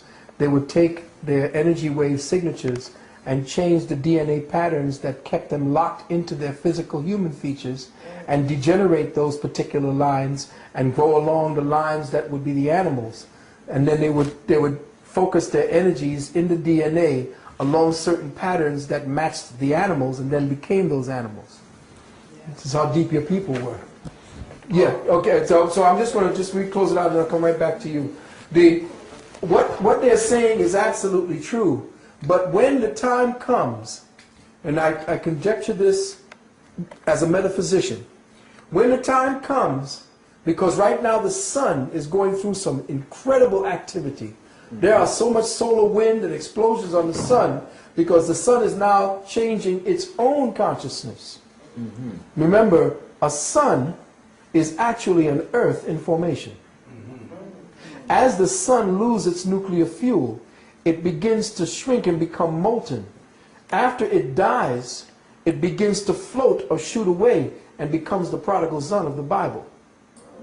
Until it is caught by another sun system and then it returns to the Father, gets locked into its orbital vibration or its orbital symmetry, and then eventually cools to the point where it has life.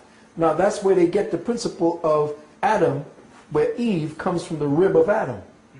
You see? So a son is the youngest form of life in existence. It is the next earth. The Adam and then the Eve.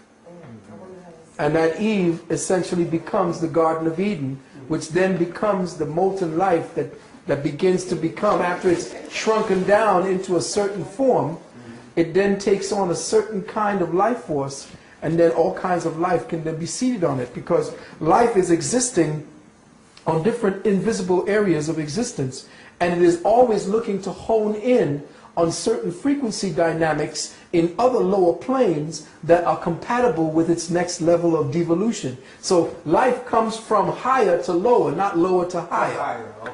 You see, it seeds itself in these earths that become earths after the sun has cooled over billions upon billions of years. So now, this present 24 degree angle will change. It cannot stay at this present trajectory if it is to do what it's supposed to do with the earth. This present trajectory of the planet is to align it, because the present distance between the earth and the sun has to change. It has to become different, and the ellipsis becomes changed. Remember, it's not, this is the sun. The earth is not just going around the sun the way you see like Saturn. The earth is on an ellipsis where this is the sun and this is the earth, and it's doing this. So that's where you create your seasons. Right now in August we're the closest to the sun. By the time December comes, we are here. You see what I'm saying? And then again, because we are turning at a certain, there is another sun behind it, that because we are on a specific path and trajectory, this is also spinning and we don't see it. And as we are moving, as all these are happening, this is the other part of it, and this is to say to the physicists and so forth, none of this is a static reality. What we do when we study astrology and all the rest of these sciences, we look at these prints and we think that this is a static reality. Right now, this earth doesn't look the same way anymore after this picture was taken. And this was taken 4 or 5 years ago. There's no way this looks the same. In fact, London, England, or England, is sinking in the ocean. Okay? Wait, now check it. Check it now. That's why they got to find other places. New Zealand is the place where they're moving to. Oh, that's where they're going. Another place is Madagascar. Madagascar is They're going. constantly moving away from the continent. Exactly, because the earth is a vibrating conscious entity. And what has happened is we have a son that is our Father, which art in heaven. Hallowed be thy name, which is the place where your pineal is. Thy kingdom come. Thy will be done on earth as it is in heaven. Now, earth is your physical body. This is below the surface, as it is in heaven. And heaven is our plexus, which is the sun plexus. Here's your heaven. Give us this day, which is the day, our daily bread. What is that bread? That bread is that seed that is secreted every 29.5 days from the solar plexus area into the bloodstream, which sits at the right kidney for 3 days. And if you don't sex it, it rises to the right hand of the Father. That's the secret. And you say, our daily bread. That's why they say Jesus is the bread of life. Okay? God, but forgive us our trespasses. When you trespass, you go into areas of your body with your mind that you're not supposed to. You see? And you see, we also trespass for lead us not into temptation, because to tempt one is to make one, or to provide one with a chance to stray. You see? So let me not look at the sexual act and get overindulgent into that, because it takes all of my spiritual energy down to the physical plane. You see? So give us this day our daily bread, and forgive us our trespasses, and lead us not into temptation, but deliver us from the evil. Now, what is evil? Evil is simply that which is L-I-V-E, to live. Deliver us from the way we live. You understand? Because this is the mirror image right here. Yes. You understand? Deliver us from evil and lead us not into temptation, for that is the kingdom. Right? That is the power and the glory forever and ever. Amen. They're telling you who it is you're talking to. Amen. Right here, the Son. So know that inside of us is the Son and that we are Son creatures. Yes. But here now, this is what I wanted to say. Know that the sun that we are going around, and this being our Earth, for instance, and all the other planets that we have in our Soul Ra, S-O-U-L-R-A system, our sun soul system, this is not standing still because we are inside of a galactic blueprint that is also moving at the speed of light into the oceans of forever. We sail on the oceans of forever. And that there are billions of other galaxies just within this layer of reality. Remember, within just this layer of reality, we perceive a reality that is billions upon billions upon billions upon billions of solar systems. We ain't even talked about the other realities above and beyond those. And they all interdisperse and connect through certain grid lines that we have the ability to interface and cross over into. Now we are moving at this point because right over here, just for instance, is a system called Alcyon. A-L-C-Y-O-N-E. That is the central sun, Father Sun for our total galaxy. This is what was called by the ancient Mayans and the ancient Olmecs, Hunab. Hunab Ku. That is the central sun that is teaching and dictating and giving us all the information that we need. Now that central sun is aligned to not only this sun, but it's aligned to all the planetoids. And right now, it's affecting us in such a way that the electromagnetic energy in a planet is now changing. The magnetic energy of this earth is dropping considerably. Whoa. Yeah. The magnetic energy on the planet is dropping considerably, which means the electrical energy is rising. Oh, it is. Yes, which means now here's what the secret is. You don't mind me straying off a little bit? No. Okay. Here's the secret. In the dynamics of movement, we'll say that electricity is the yang energy that moves in its linear capacity. But as electrical energy moves in its linear capacity, it creates an effect, a magnetic principle. So as there is an electrical pulse, around that electrical pulse is a magnetic lag. So every energy, every spark of electricity creates a magnetic envelope. So now here we are within this earth structure, and the earth is moving at a specific trajectory. It has now picked up in speed, which was, you see the seasons are flying by, days are flying by. It has picked up in speed, which means that the electrical envelope, the electrical speed now is causing a lot of differentiation, a lot of madness. But let me just get to this point. With the speeding up, the envelope is getting a lot more intensified. Now, with that speeding up, there's going to be a slowing down inside of here now. This is the repart because we are now aligned with Alcyon, which create every 13,000 years we align with a certain aspect of Alcyon, and the planet begins to slow down. As soon as the planet begins to slow down, the magnetic lag drops, and it is the magnetic lag that creates the illusion that we are in. When the magnetic lag drops, the electrical potential goes up, and that's when spirit enters. Oh yeah, a very high spiritual energy. But those who are in place from the old lag paradigm, which is what religion is based on, those who are in place who have kind of been the parasite sucking on the spiritual energies at that time are going to fight to maintain their own life. Because the spiritual quotient, the EIQ and the SIQ, is going to rise to such a level that we're going to see through all the bullshit. So they can't pretend that there's a democracy anymore. They can't pretend. They have to go into terror alert. The terror is them. They are terror. Yeah, no, I'm saying, yeah. We know they're the terror, but they're terrified. It is they that are terrified, not They are terrified. yes. So they in turn express terror, the way they know to defend themselves. They terrified of the new time that's coming in.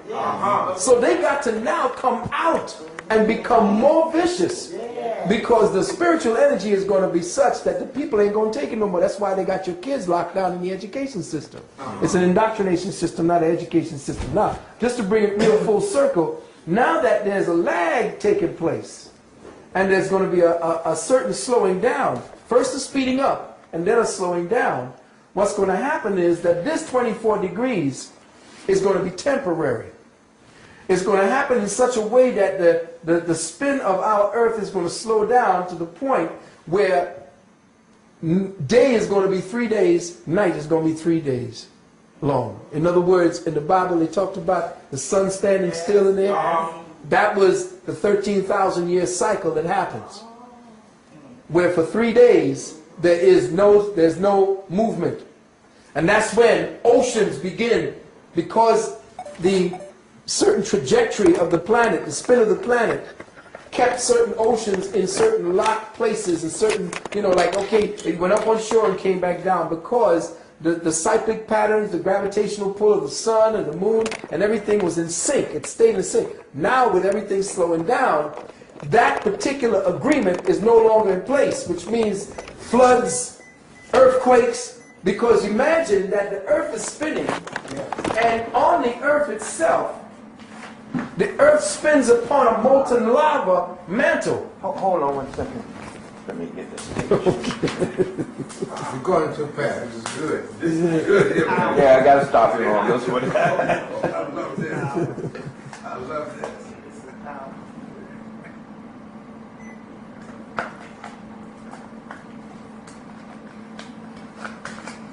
Okay. The earth itself at this time floats upon a mantle of molten rock. The centrifugal force created by the spin has set the present plates in place so that it's already found its spot. You ever saw the top? And after it's spinning real fast, it goes around first and then gets to a place where it spins real cool, like it's not even moving. There's a little wobble here and there because it's spinning so fast. Well, know that the specific speed at which the Earth is turning has set the plates of the planet, which is above water, in place according to that spin orientation. As the top slows down, shit starts to wobble. Anything that's on that will begin to start shifting, cracking up and breaking into a new ellipsis, until such time as the Earth begins to start spinning again, and in that second spin cycle, it rearranges the planet so that whoever survives now has to rebuild civilization. Oh, so it may not survive. Oh yeah, hell, there's going to be a lot of people dead. A whole lot of water where there wasn't no water before. Yeah. Beachfront property in Nevada. How close are we to that? Because I know we're starting to experience erratic weather with different tornadoes and storms going on. So how close are we to that? We're very close, because from what I understand, we finally see that there is a planetoid heading in our direction that's going to be affecting this change. Now, this was the Nibiru energy that the ancient Sumerians had spoken about. But there's also something that's really scaring the shit out of the astronomers, and that is the evidence of a I forgot the number that they have it as, S187, I believe, or S1097. But that's a star system that is so bright that there is no night around it. And now, they don't know what's in it. They just see that around it is this huge blanket of light, all colors and white. Coming towards Earth. Coming towards Earth. And they don't know, because they can't find the center of this thing. This thing is so huge, they don't know where the center is. And this was what was talked about in the Bible as being the God that nobody could see. as the God of the darkness, the one that came in the darkness. Our God is not a God of light. It is a God of the darkness. Around it, it will have such a burst of energy that in the Earth's field, all this solar system, all the galaxy will be white. Yes, and it will not be the sun's light. It will be like the 6 months of the aurora borealis or the 6 months of day that you get up in the thing. Same thing is going to happen to us. Is that related to El Nino, the weather patterns that they're talking about now? El Nino and Nina. Well, yeah, most of it, yeah. All of these are, again, incidental symptoms of the whole change in consciousness. Yes, But brother. just like you were saying, the 6 months of it to be light, I know that it's impossible, not that impossible, let's say that the Creator created the earth in 7 days and Right. 6 days and he rested on the 7th day. Mhm. There's no such thing as that because Right.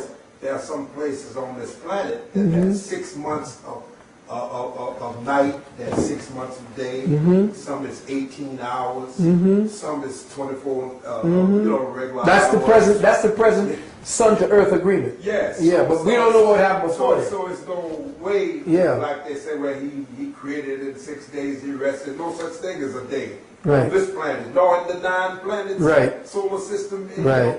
you know. Well, that's just based on the fact that we, in human perception, Yes. like I said, are doing time. Yeah. And essentially, doing time means that your perception is oriented to specific spatial relationships, Yes. spatiocinations, that makes you believe that there's a night and a day. Yes. So you being caught in doing time, you know that you locked down in that perception. Yes, Again, yes. all right, it's going down, it's night now. No, it ain't. It's not. It's essentially